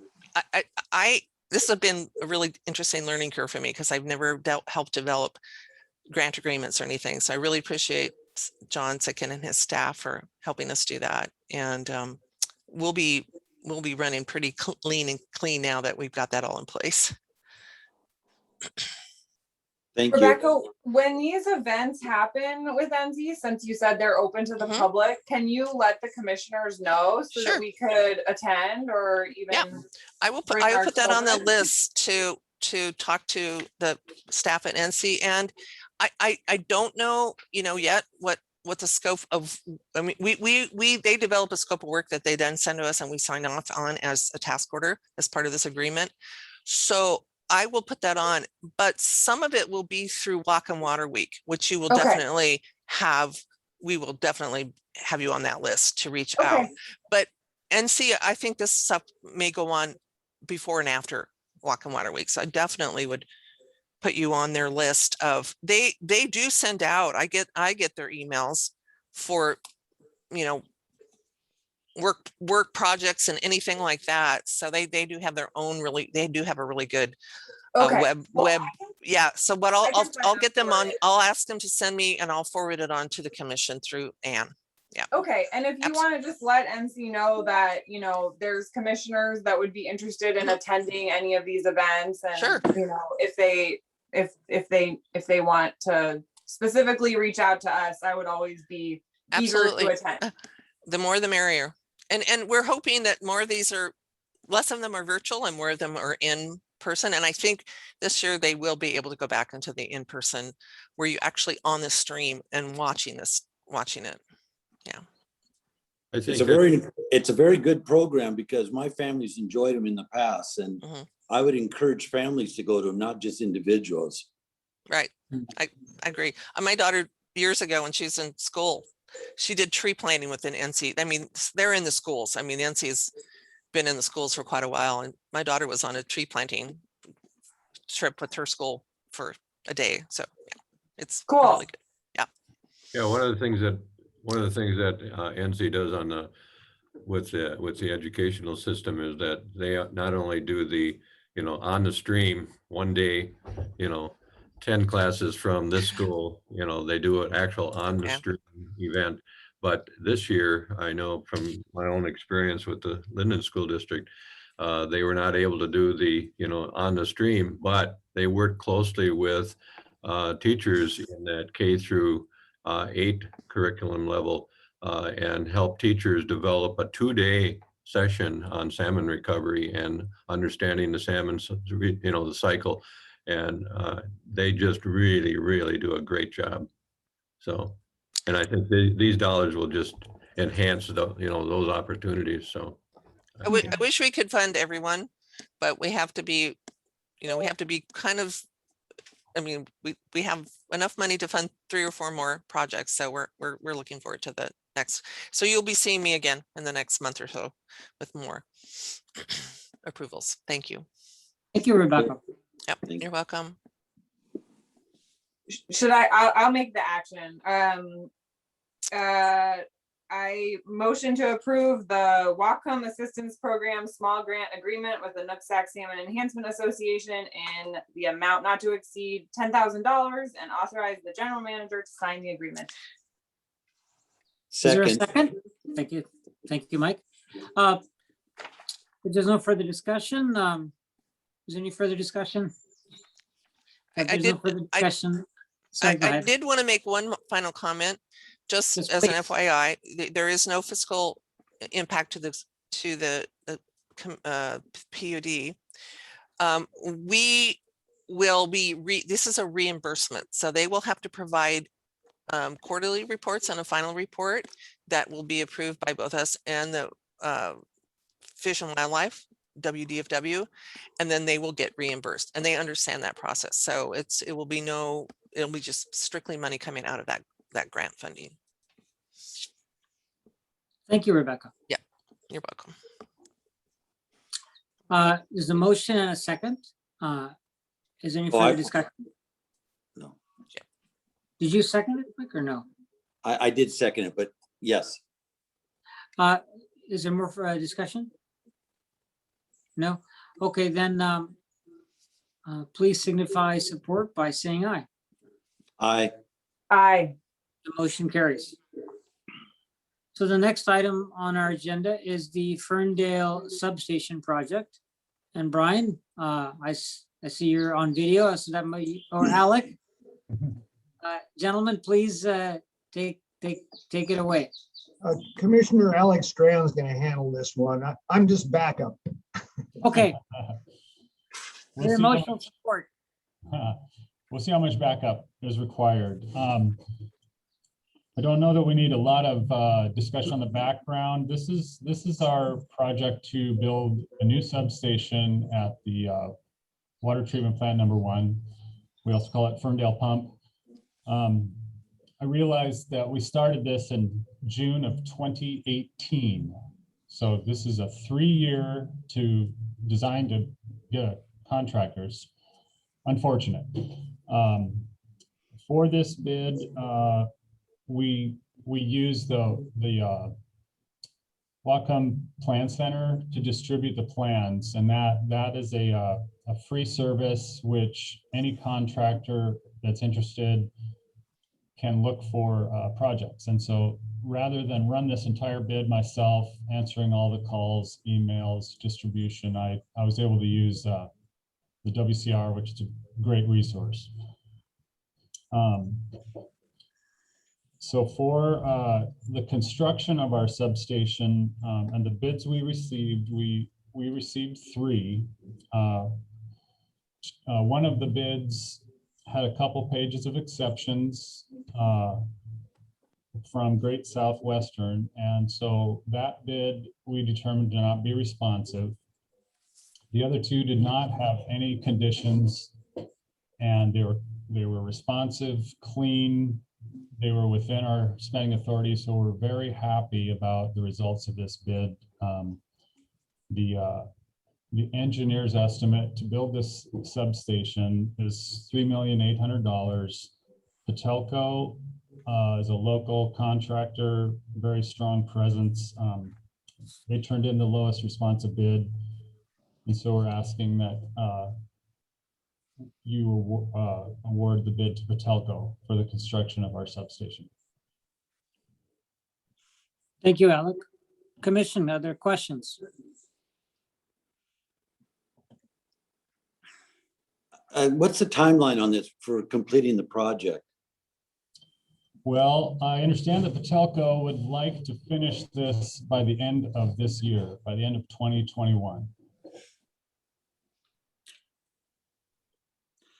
How does that Okay. fit within the PUD's, sorry, Mike. No, go ahead. Go ahead. As a follow-up to Mike's question, how does that fit into the PUD's timing? Is that present any challenges one way or the other? We've been faced with all kinds of challenges up until this point, just trying to get the thing permitted, materials, getting items purchased ahead of time. Having this built by the end of the year fits really well within our plans. And we can also live with, if it runs longer, that will still work, because once this substation is built, it's just going to replace the existing one. And so until it's complete, our plant just continues to operate. There's no direct impact to operation. It's just once the new substation is complete, we'll be able to just flip the switch. And what will happen with the old substation? Eventually be demolished and be incorporated into the overall new Plant 1 plan.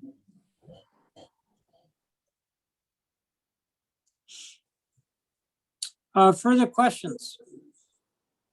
And just a quick follow-up to that last question, Commissioner Deshmani, and that is that I think Alex said it well, but if we get this project completed by the end of the year or very shortly thereafter, it'll just help us stay in line in final design and hopefully further getting on to permitting for the complete rebuild of Plant 1. So and timing wise, it hasn't, and it won't, stall or provide any complication around working on the design of Plant 1 rebuild if we get it done by, say the end of first quarter next year.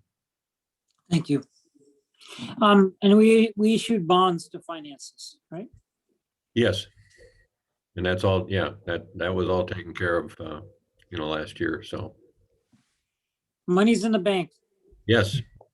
And this, the repayment of the bond will come from rate, for water. Because even though this is, electric substation, it's really part of our industrial water system infrastructure, so. Okay, great, thank you. Are there further questions from the commission? I'll make a motion to award the bid to Portelco at Plant 1 and to authorize the district general manager to sign the contract. I'll second. There's a motion and a second. Any further discussion? All those in favor, please signify by saying aye. Aye. And the motion carries. Thank you, Commissioner. So, thank you, Alec. And hopefully everything goes smoothly from here on out towards completion.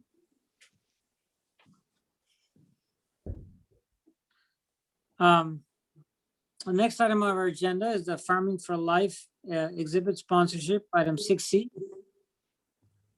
Commissioners, I'll take this, and this is really more of an update, and then just asking your consideration for in consideration of the concept of how we have been able to work with the Northwest Washington Fair and the exhibit sponsors up there on the Farming for Life exhibit to integrate water as a key element into that exhibit as it would look in 2021 and then ongoing beyond that, how they will continue to update and improve the exhibit in terms of water supply, water issues, and how water relates to not just farming, but how water relates to the really who we are as a community and how we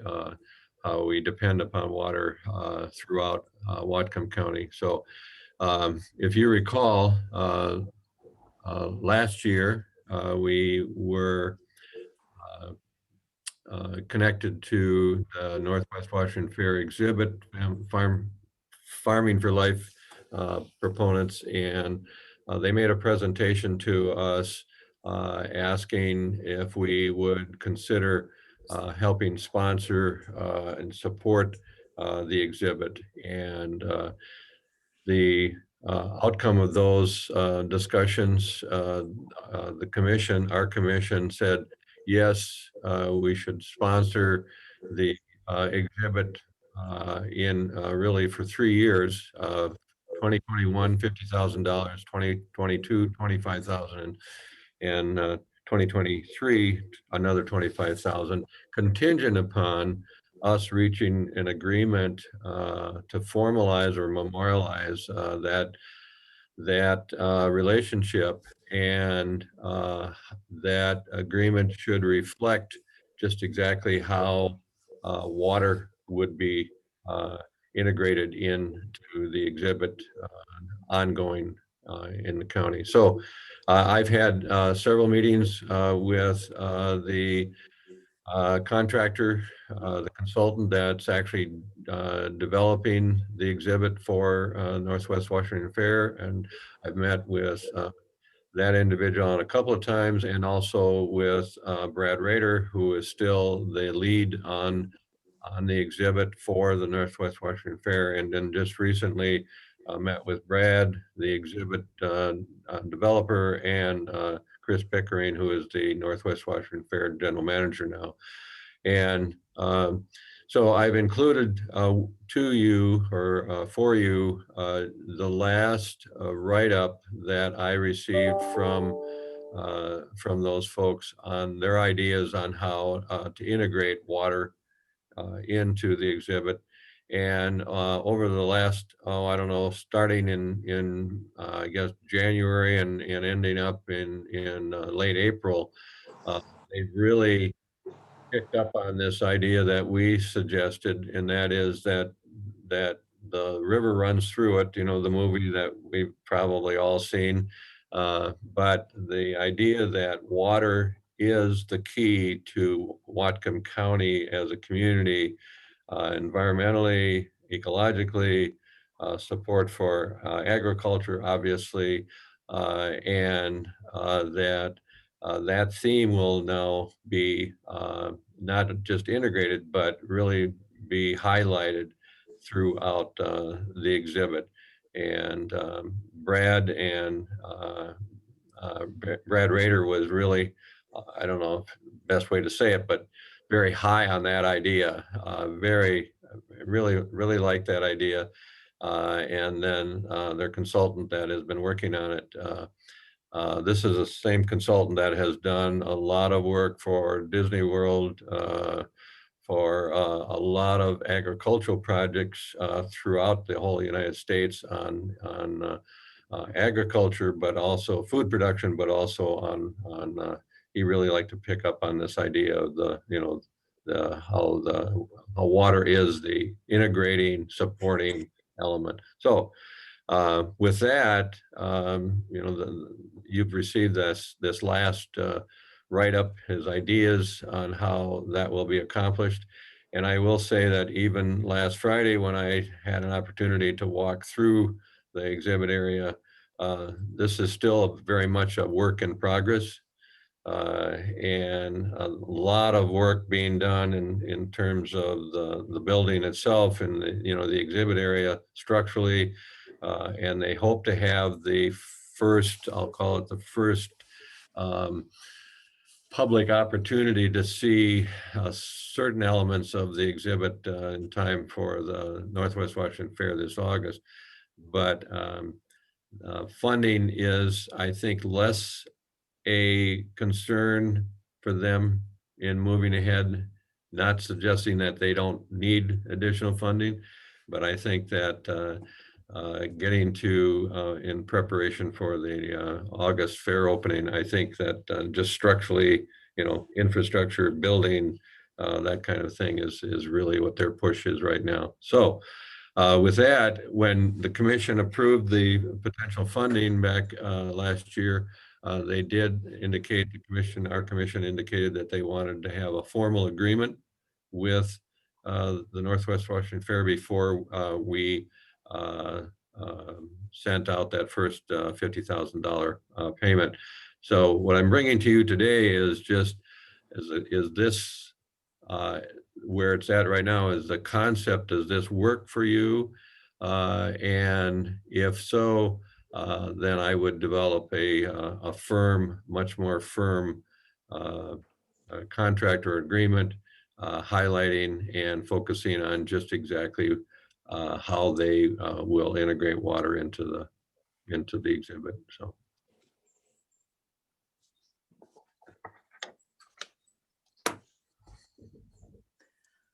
Questions, comments, suggestions?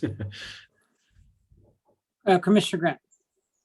Yeah, so I think I mean, I read through all of this and I'm excited about the fair and intrigued by the potato kaleidoscope. I would say, in the background, you say that the exhibit is about telling the story of water and agriculture. And as someone that reads a lot of children's books at the phase of life that I'm in right now, a key element of storytelling is conflict. And there is always a challenge that your protagonist faces, and they need to overcome the conflict or the challenge. And I'd say going through the exhibits, it didn't really feel like that part of the story was told. And it is no mystery to all of us in this meeting that there is a lot of conflict around water, and like so much of the story of farming and water in the West, there is this theme of there's conflicts, right? And I know nobody wants to go to the fair and feel like they're being bombarded with it's a time to enjoy yourself with your family often, and so I want to be respectful of that. But I think that especially in this exhibit 3.1, innovation in agriculture, there are huge challenges facing the ag community, from climate change to population growth, changes in technology. And I think that it doesn't need to be this depressing challenge necessarily, but maybe like a sort of, this is a challenge that the next generation is going to need to face, and we have all these great tools in place that are maybe not used at in a widespread way yet. But instead of putting waste in rivers, we can use anaerobic digestion instead of precision agriculture. But I think just acknowledging that there is conflict and challenge in part of the exhibit would be important to me. Even things like, and I know not everyone feels like the Portage Bay Partnership was a full-fledged success, but just some of these efforts locally to clean up the shellfish beds and things like that would be great to me. So that was just kind of what hit me after reading it. And I think that, I can't speak to that exactly and precisely, but I do believe that the fair and the developer of the exhibit will be highlighting those challenges, not so much as conflict, but how management of manure is part of farming, and how farming has to develop and continue to develop a much more sustainable management of that product. I think those kinds of things will be highlighted in different ways. I also think that, and I'm hoping that based upon the discussions that we've had, is that the issue of water quality especially, but also water quantity will be, we woven into, production, will be woven into, salmon and stream quality. I don't think that they're expecting to make this a exhibit on water as much as it will be integrating water and this whole idea that at the end of the day, we need water quality, we need water quantity, we need to support, in order to support farming and to support agricultural production, agriculture also needs to consider water quality and water quantity and how it's integrated into salmon recovery. I don't know if that makes sense, but I think that that's the approach that they're, taking at this point. But I also think that based upon the discussion that I've had with them, that again, this is, the 2021, when the fair opens in August, this will be their sort of their trial run, if you would, as to how are we trying to make all this come together. I also think that, and I may be misplaced in my thinking about this, but I think that, the donation, or I should say the support from the PUD is significant, not so much because of the dollar amount, but because the PUD is seen by agriculture in this county as a partner. And they want to make sure that the PUD's history on working with agriculture on water quality and water quantity issues is clearly brought out in that exhibit. So I don't know if that makes sense, but, and it's a work in progress. There's no question about it. I mean, so. I just don't want I don't want the exhibit to sort of gloss over all of the parts of water that are challenging. That's my main concern, and that we can talk about challenges and that we're facing without it needing to be depressing necessarily. It's that we have big challenges, and we're a community that can rise to big challenges. We've done it before, and we're going to continue doing it. Yeah, no, and I will clearly send that message. So.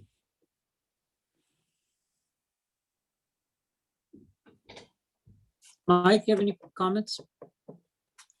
Yeah, thank you all too. I did read over this, Steve, and look at everything and read about the exhibits 1 through 5.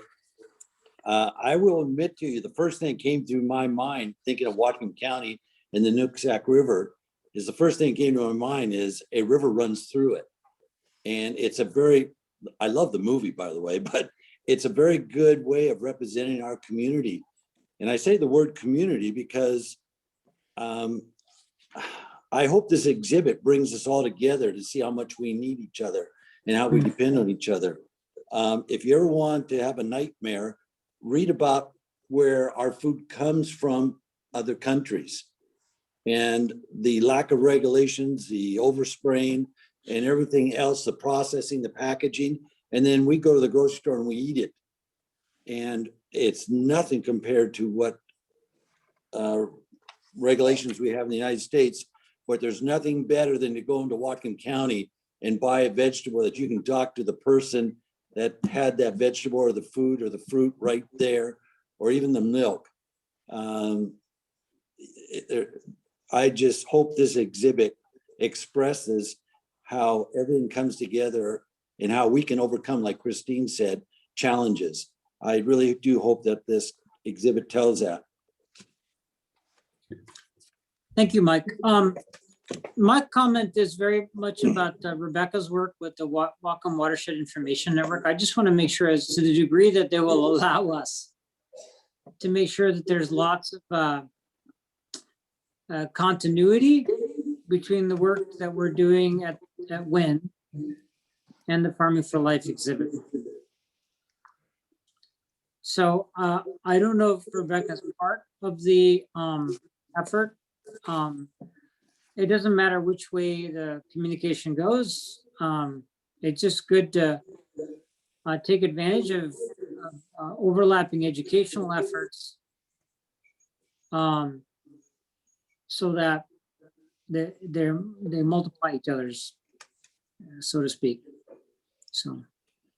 Just, in that regard, Commissioner, and also as a follow-up from Commissioner Grant and Commissioner Murphy's comments, even though in terms of the expected total cost of developing the exhibit for the first time, and then ongoing maintenance, upgrading, changing, and expanding it out into the community in terms of Commissioner Desmani had mentioned, last fall when we were talking about this, is that, hope to get this out into the classroom and, more of a traveling exhibit, if you would, or at least some sort of, or a portion of it. And Commissioner Desmani's comments right now about Win and Rebecca is that based upon my discussions with the fair, the fair and the exhibit developer, I see this more of as a beginning of a much stronger partnership with with agriculture and with the fair and, education in the community between the PUD and the fair. And it's going to be, hopefully it's going to be an ongoing opportunity, and it'll continue to help us build that relationship between ag and the PUD, but also will, I think, draw upon us to be even more active in the community on education outreach and possibly, with WSU through the Northwest Washington Fair. And so this is, I think it's a real opportunity to engage not only with agriculture and not only with the fair, but also in the community. But it'll really push us to come to the table with more effort in that way too. So. This is Rebecca. If I could just step in here and say briefly. Thank you, Rebecca. Yes. So just as an FYI, the WIN used to have a presence at the fair. This was back in the early 2000s when we were doing the watershed management plan. And I think we were out there for 3 or 4 years with a booth all week long, trying to educate and bring people up to speed on what was going on with the whole watershed planning effort. After that, after 2005, we didn't have that kind of presence out there. But I would also want to bring up the fact that besides the Whatcom Water Week, we have a speaker series that WIN helps manage, and it's pretty active. And I could certainly put you on that list if you'd like to, because we have several different, they come up every year with hopefully at least one speaker series a month. We are in the planning effort, and I'm not on the planning team yet, but I'm going to ask to be. But we are going to do a Baker to Bay symposium. It's a new version of it that we did about, I think it was about 2017 or 18, but presenting it to the public, hopefully in person. We don't know, it'll be in the fall, but it'll be about all of the technical work that's been going on in the Wyra one, the Nooksack Basin, and that will include whatever farmers, we always have we include farmers in that as one of the presentations. So I'll keep you apprised of how that's going yet. They're still working on getting that all coordinated and everything. So the WIN does do that speaker series, and it's been a little bit challenging during the COVID just because they're all virtual meetings, but people attend them and they're always posted. So if you can attend them, you can go back, they're recorded, and they're on different topics to do with water and natural resources going on, climate change. It's a whole gamut, marine and freshwater issues. It's all covered in these speaker series. Yeah, I look forward to that. So is this an action item, Steve? Just, yes, what I would like to, hear from you is that based upon the information that we provided today and to date, would you like me to take the comments that I've heard today and then work with Northwest Washington Fair to come up with a much more detailed agreement that will allow us then to move ahead with that first payment this year. And maybe it's that agreement might also highlight, next steps after July as to how we continue to participate in their planning for the exhibit.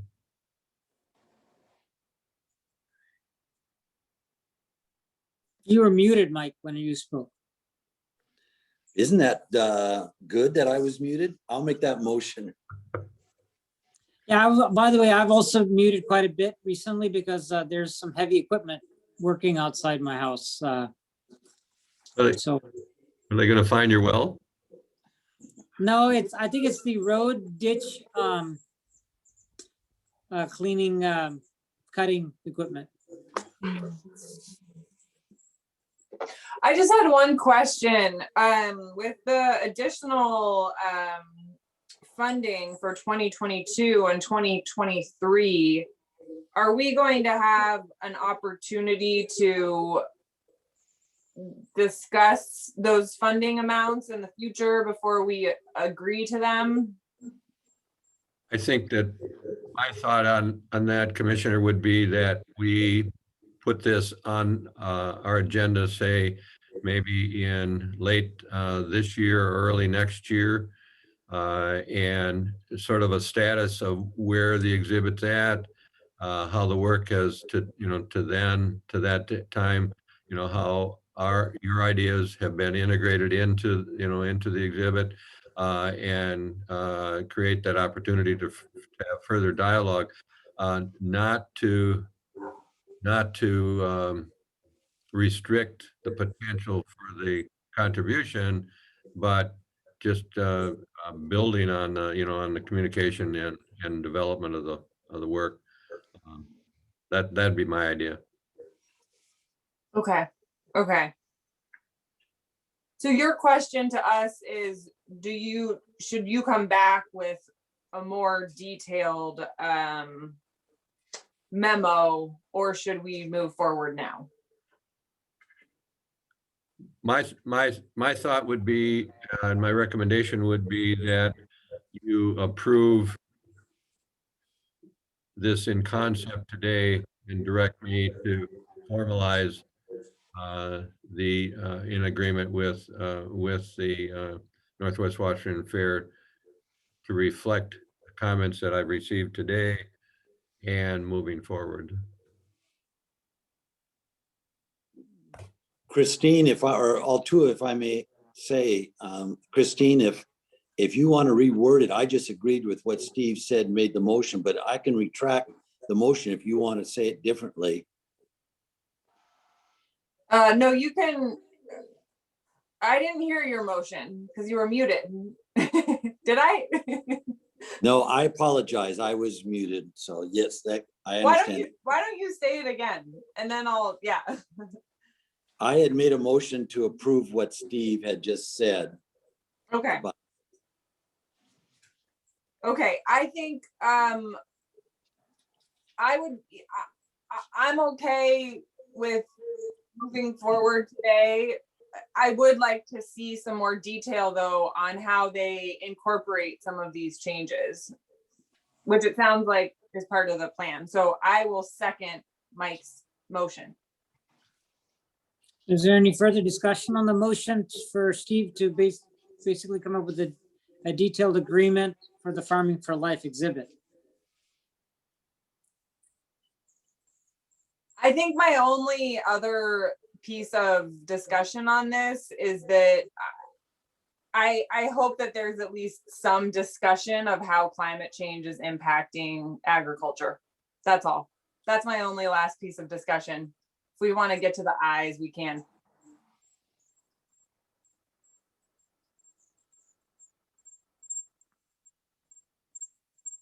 And I'm glad you brought that up, as well as the point about water and conflict.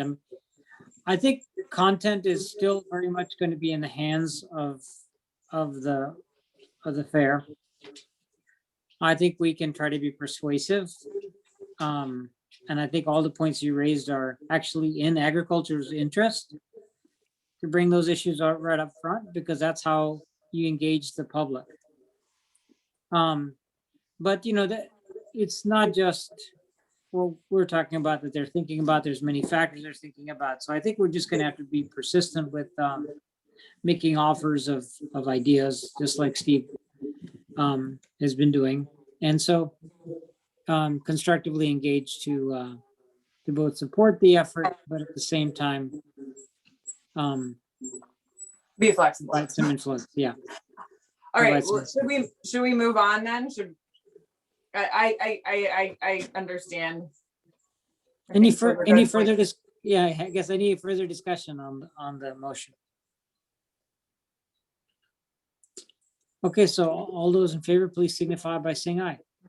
Aye. Aye. Thanks, Great. Steve. I'm excited to see the baby pigs. Thank you. Yeah, we'll work on this. Moving on to the general manager's report, Steve.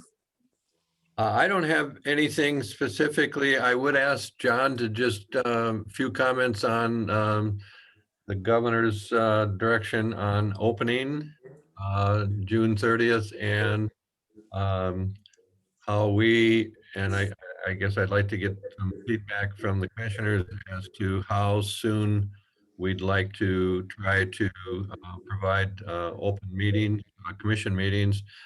Right now, I am thinking that we should attempt to do this, our first regular meeting in July, which would be July 13th. But maybe John would provide some comments, and I don't think we have any further updates from the governor's office or from the state, but basically where we're at right now. John? Nothing material on the rules. We, hear that we expect the orders and the reopening to be complete, and the mask mandates and et cetera to be fully lifted by the 30th. And we're already seeing a lot of that in stores if you're vaccinated. But we just don't know the nuances of the rule and how to apply to open meetings come June 30th. So this extra special meeting on the 6th of July. Currently, as you'll recall, you could have in-person meetings with social distancing upon people who are not vaccinated, and you have to provide overflow capacity, and that creates the planning dilemma, still providing the remote access in some fashion. My suggestion at this juncture is that you delegate the general manager in consultation with my office a plan for open meetings as soon as reasonably possible, meeting the governor's guidelines. If something was fully lifted and you're able to go forward on the 6th, then that's possible. But we don't know what the rules are and what the logistics requirements will be and what facility requirements would be. So it impels a dynamic management in this process if you were trying to meet the 6th or the 13th for what the rules would be with regard to meeting in public or in person rather, and how we would structure that. So I would encourage you to delegate this decision-making to the general manager with advice from council. I think my biggest concern right now about, having open meetings is the issue of overflow and how we would be able to manage that. In terms of capacity, in the meeting room, social, if we have to retain even some amount of social distancing, masking can be, that's easily manageable. But if we still have to provide an overflow opportunity, that'll be a challenge. So I'd like to have the public still have the option of using online resources. yeah, we would definitely continue that. Okay, But right now, you know, if we would open today, we would have to, we would be required to provide an opportunity for overflow area. And, I mean, we can do that. I mean, we could plan on that and literally rent a large tent, you know, to put in the parking lot. And we'd have to provide, of course, you know, video and, you know, access. But I mean, that can be done. I would prefer not to have to do that. Just logistically, it's a challenge. But I think that, I mean, I think right now, my recommendation is that we look at July 13th at our regular meeting. That'll give us some time to react to anything that comes out of the governor's office between now and the end of this month. And, you know, I would certainly encourage us to try to get to that open, but at the same time, we have to dance the dance right here, you know, right now.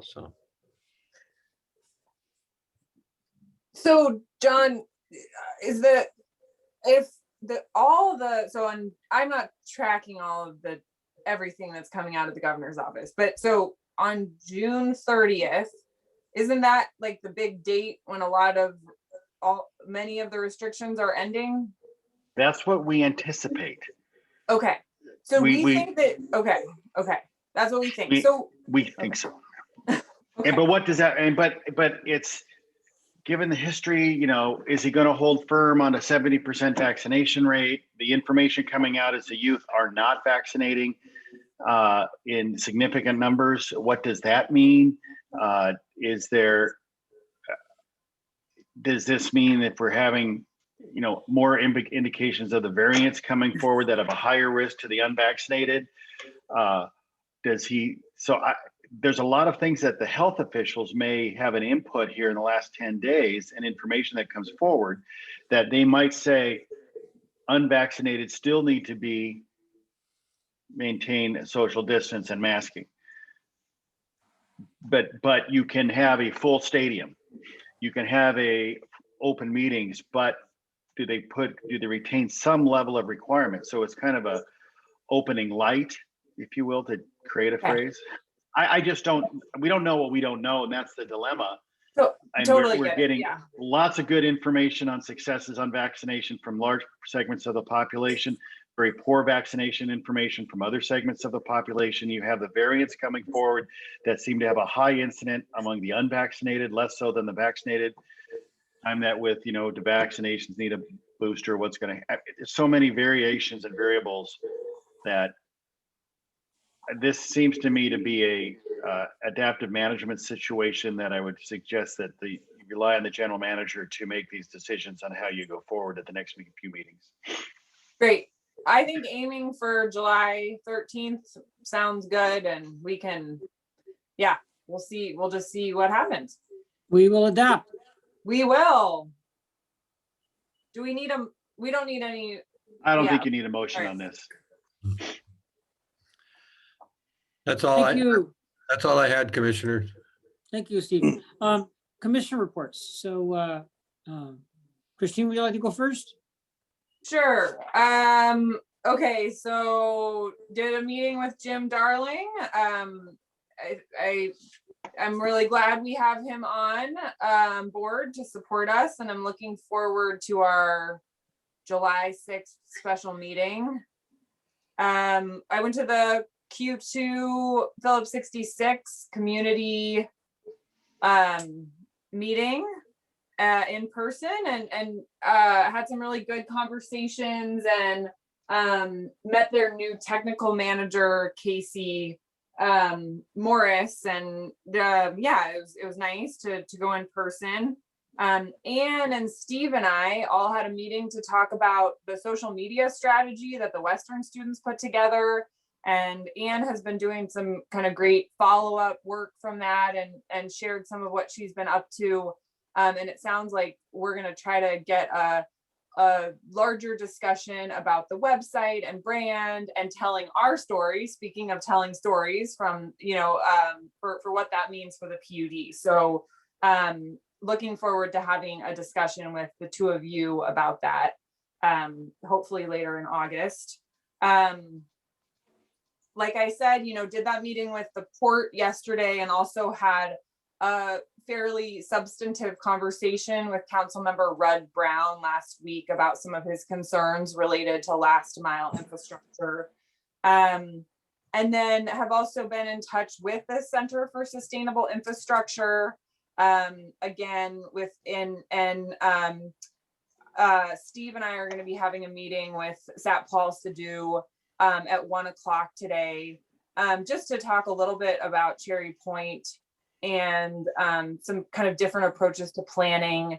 And the Center for Sustainable Infrastructure didn't put like a proposal together for Cherry Point, but they shared a proposal that they recently did for Quincy, and which is in Grant PUD's service territory, as kind of a template for what we might want to think about in terms of our planning for Cherry Point. So we'll be having that discussion with Sat Paul this afternoon, and we'll look forward to reporting back more on that at our next meeting. So, and then just a check-in or two with Steve along the way. So that's kind of what I've been up to over the last 2 weeks. Great, thank you. Mike? Yeah, thank you. I attended a number of meetings, some of them same as Christine, and definitely kept our distance, but it was good to see her in person. And the only one I'd probably bring out is the Columbia has been refueled now after 25 days. They're back online as of the 19th of this month. Really good, a lot of workers there, 1,400 of them, but it went very well. The board always worries about if there's something going to happen, and it didn't. And that is always a good thing that the board rejoices over. So all's good there, up, back and running. So that'd be my end of my report. Sorry, Mike, Thank you. what is the, can you Columbia elaborate? Generating Station. It's the Columbia Generations, the nuclear plant. Okay, yeah, okay. For refueling, but it is a tricky process. I bet. Yeah, so, but it all went very well. Oh, good, okay, all right, interesting. That's the end. Thank you. So the key things for me were water related meetings, watershed management team and the watershed management board meeting. At the watershed management board meeting, a hatchery strategy was discussed, and a modifications to the hatchery strategy were identified. The folks, Fish and Wildlife and the tribes are there's some reading between the lines, and Steve, help me here. Okay? I think I'm reading between the lines correctly, but I need your help. And that is what I got, is a very much a focus on over the long term, needing to continue to focus on creating habitat, improving habitat. And then also recognizing the need for long-term planning and ongoing work with the Watershed Management Board to integrate the efforts of the hatchery strategy into that. One of the things that I found interesting is that there's no intention among those interested in creating additional hatcheries. Some people in the past have made such proposals, but it doesn't appear to be like something that's on their horizon that they are pursuing or excited about. I think the thing that I find interesting, maybe that's not a good term, but in the last 5 years, a shift from not opposing the expansion of the hatchery program, but less than 110% support for the hatchery program, to now both tribes and Fish and Wildlife are saying that yes, long-term habitat restoration, habitat recovery is essential for salmon recovery. But in the short term, in the 5, 10, 15 years before restoration can be really seen as, we're accomplishing a significant or meeting a lot of the needs of restoration and recovery and habitat, we need to get fish. We need to produce fish.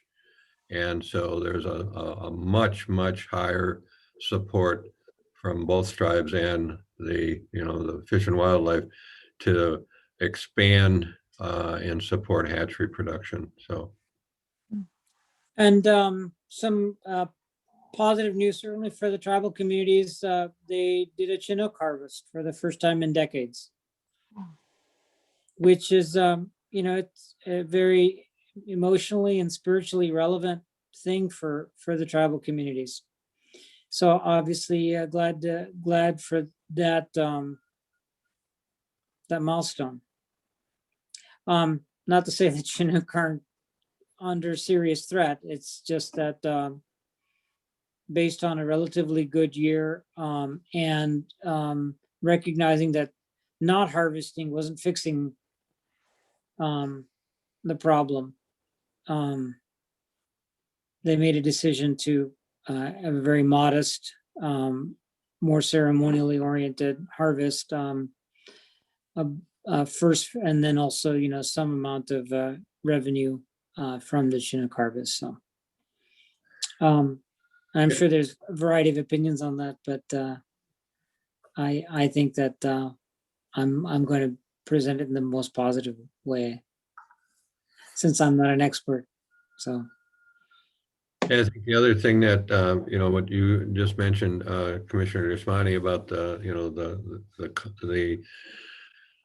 Chinook harvest for the tribes is so critical, not just in terms of, the economy, but culturally, it's so critical. The other thing I think that what we're seeing is that the support for hatchery production is they've really highlighted in the last few years the immediacy of getting food to the southern orca population. And so I think that that's one of the reasons that they're saying, we've got to get fish out, and yes, long-term strategy is, habitat restoration as a key part of that.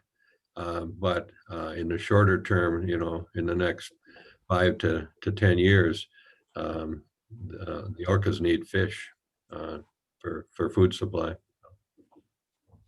So continuing with my report, I attended several WID meetings. The adjudication is now a big piece of the conversation at WID meetings. I'll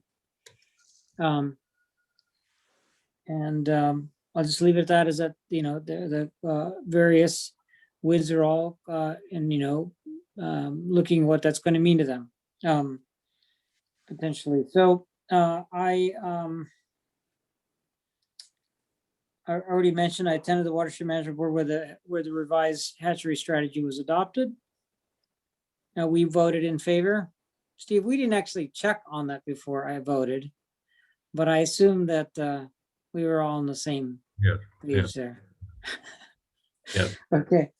It was overwhelming support, so I didn't sway anything. I didn't mute you. We didn't mute you, so. But anyway, I attended a BAG meeting, of course, before the last commission meeting, and there's another one tonight. That's Bellingham advisory group on broadband, the broadband advisory group, sorry. And we already talked about Jim Darling. I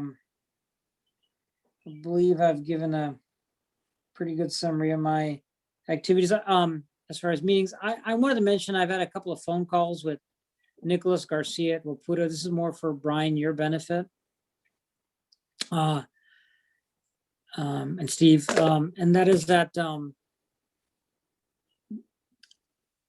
couple of years ago, Waputa made it a priority to weigh in and support studies and analysis related to resource availability, meaning the supply of electricity to the grid.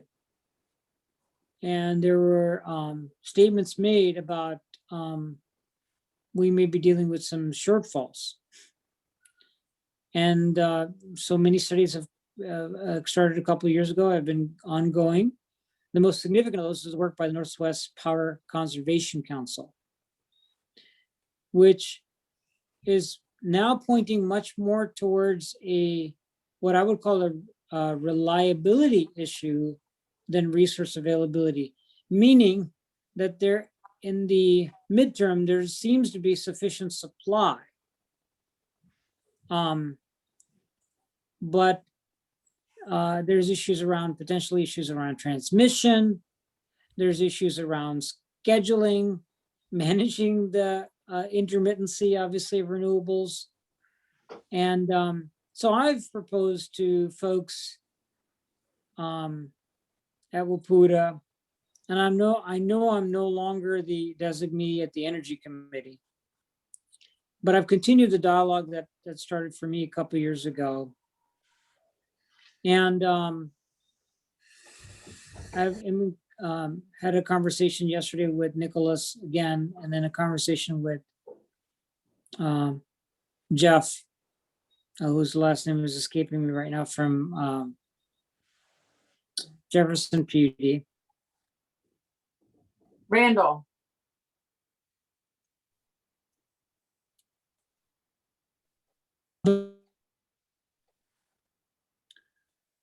Atul, you keep clicking in and out. Right now, you're.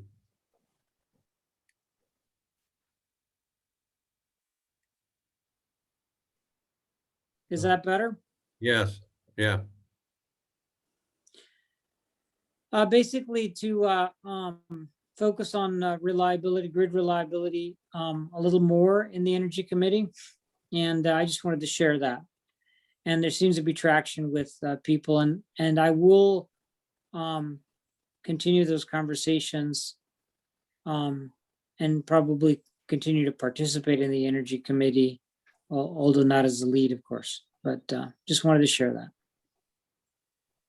that. And I think Christine, you're the lead on the Energy Committee, right? Yeah, I am. Which I've been a little less involved now that the legislative session is over. But at one point we talked about Nicholas joining a meeting of ours in the future, right? That's right. That might be a good idea. We need to hold him accountable to that, yeah. He said he'd do it too. Do you want to follow up with Nicholas on that, Christine, or should I? I mean, I think I'm still a little bit, I need to think a little bit more about what the goal of having him join our meeting would be. I brought up a very specific thing. And that was, I wanted to get his help and input on CETA compliance. Okay. Commissioners, Maybe Brian could reach out to Nicholas in that regard and work with him to put something on the agenda. Just a thought, commissioners, and Brian, chime in on this. We've talked about this just briefly few days ago, maybe a couple weeks ago, but looking at maybe a work session with the commission on energy, sometime in the next month or so, to not just related to Commissioner Drismani's discussion with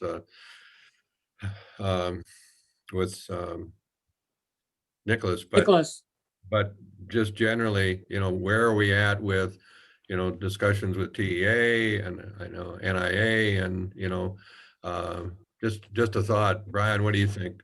No, I think it'd be very timely. There's a number of issues related to the energy side of the business that it would be worthy of a workshop to discuss. And, obviously Commissioner Nismani has hit on one of those issues, and that's, resource adequacy and grid resilience.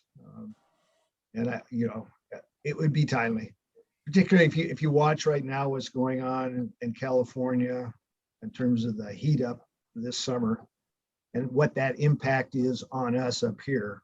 Have you penciled in a time, which, We have not, Commissioner. sorry, No, we haven't. I mean, just as the discussion is going on right now, I mean, we could look at possibly a second meeting in July. I think that would give us, ample time. Ryan, do you think that would? Yeah, and I'd be more than happy to reach out to Nicholas at Wapuda as a potential speaker at that workshop or participant. great. I have a question for you, Atul, as our fearless president, just about and John and Steve. Well, John might want to chime in too. Is just about our next meeting on July 6th, I believe, related to the strategic plan update and the initial framework for the job description. I think I just want to make sure that that's kind of like our number one priority, and we have a good plan for that. We know who's facilitating it. We're all prepared for it. So is there anything that we should discuss about that, since that's the next time we'll all be seeing each other? Well, I would say that, Commissioner, that I think, as mentioned earlier, you're going to have a follow-up discussion with Jim Darling. I have a Zoom with him tomorrow at 10 a.m. to do any coordination and planning in advance of the 6th that he and I would need to do to be prepared for that. I'm out the 28th, 29th, so that's why we said it earlier, so we have time after I get back, given the weekend of the 4th holiday. So I'll know more after tomorrow where he's at and getting ready for managing the 6th. I think the 6th and the outcome, I based on the discussions with my earlier discussions with Jim, and what I took away from the commissioner's discussion is that this isn't going to be a full on, let's prepare and have an outcome that is a new strategic plan. This was to be a review and maybe a tailoring, kind of a high level look. What do we need to tweak to inform the process of hiring so that we can have an ability to communicate to candidates and through the job description what the plan is of this commission, anticipating a new GM, but not a fully vetted, baked souffle of a strategic plan. We're not going to, you wouldn't expect to get that done in a short meeting on a one day. So let me just chime in here. In my call with Jim, I brought up specifically that I wanted to have a meeting with him to discuss the 6th meeting,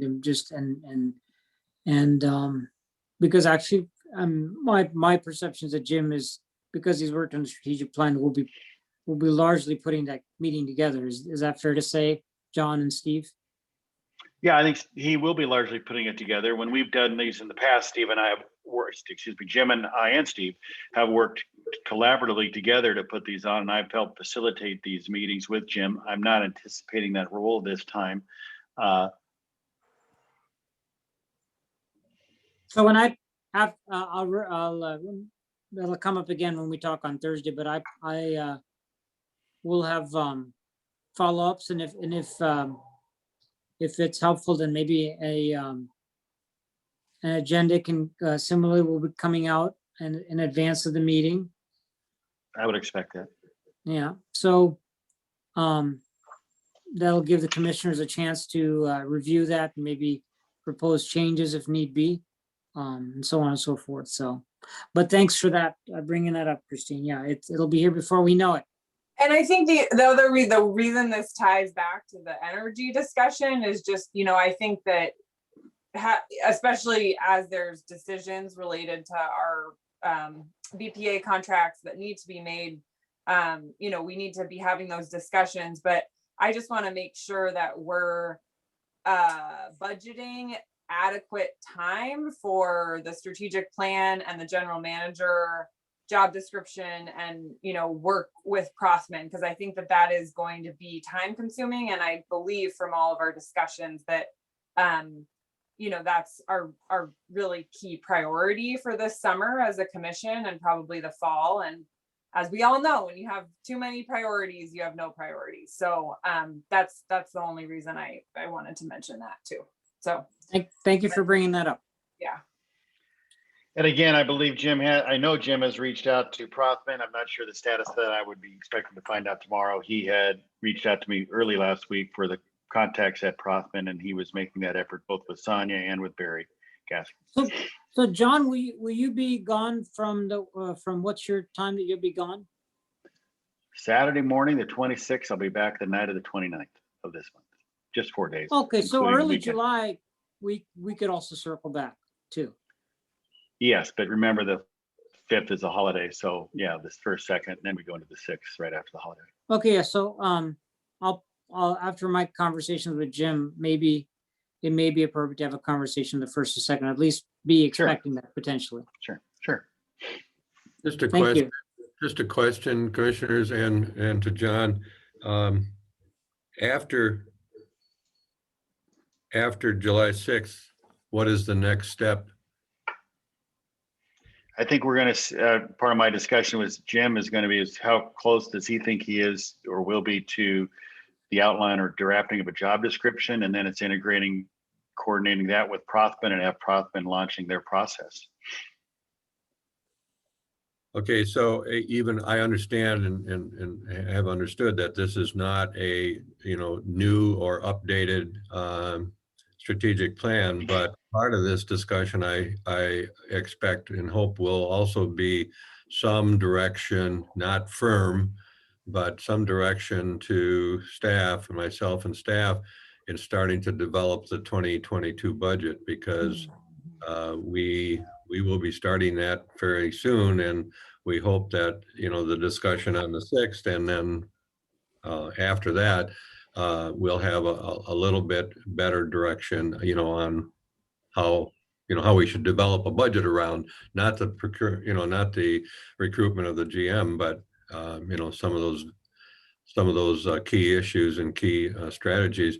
And I think that's one of the reasons that we'd like to have this discussion or workshop on energy, because you know, we still have not filled that energy analyst position. And I think that based upon the discussion that Brian and I have had over the last month or so, we'd like to have some, you know, like to have that discussion with the commission as to what are the issues, what are the energy issues that we're facing, and how can we form the person that we may select to fill that staff position. So.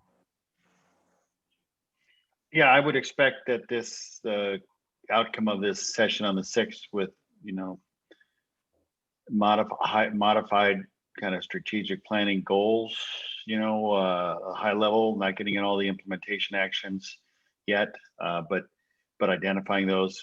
The intention is to also have that be a tool for you to inform your budget planning process. Yeah. I'll reemphasize that with Jim as well. Yeah. Thanks, John. Well, we have our work cut out for all of us folks, team, for the next little bit. With that, is there anything more under commissioner reports? Then maybe let's, Ann, if you can check to see if there's any public comment.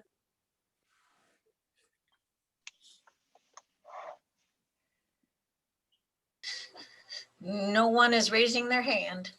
Great, thank you, Ann. Yeah, we have a good group of people, at least last I checked, in the participants who are paying attention. So appreciate you all sitting and listening to us talk. And with that, then I think I'll close public comment. And I think we can move to adjournment. Is there anything else for the good of the order? No? Well, thank you all. I look forward to maybe seeing you all in person someday soon. But regardless, we'll be as patient as we need to be. And thank you all for a productive meeting. And Stay cool out there. Yeah.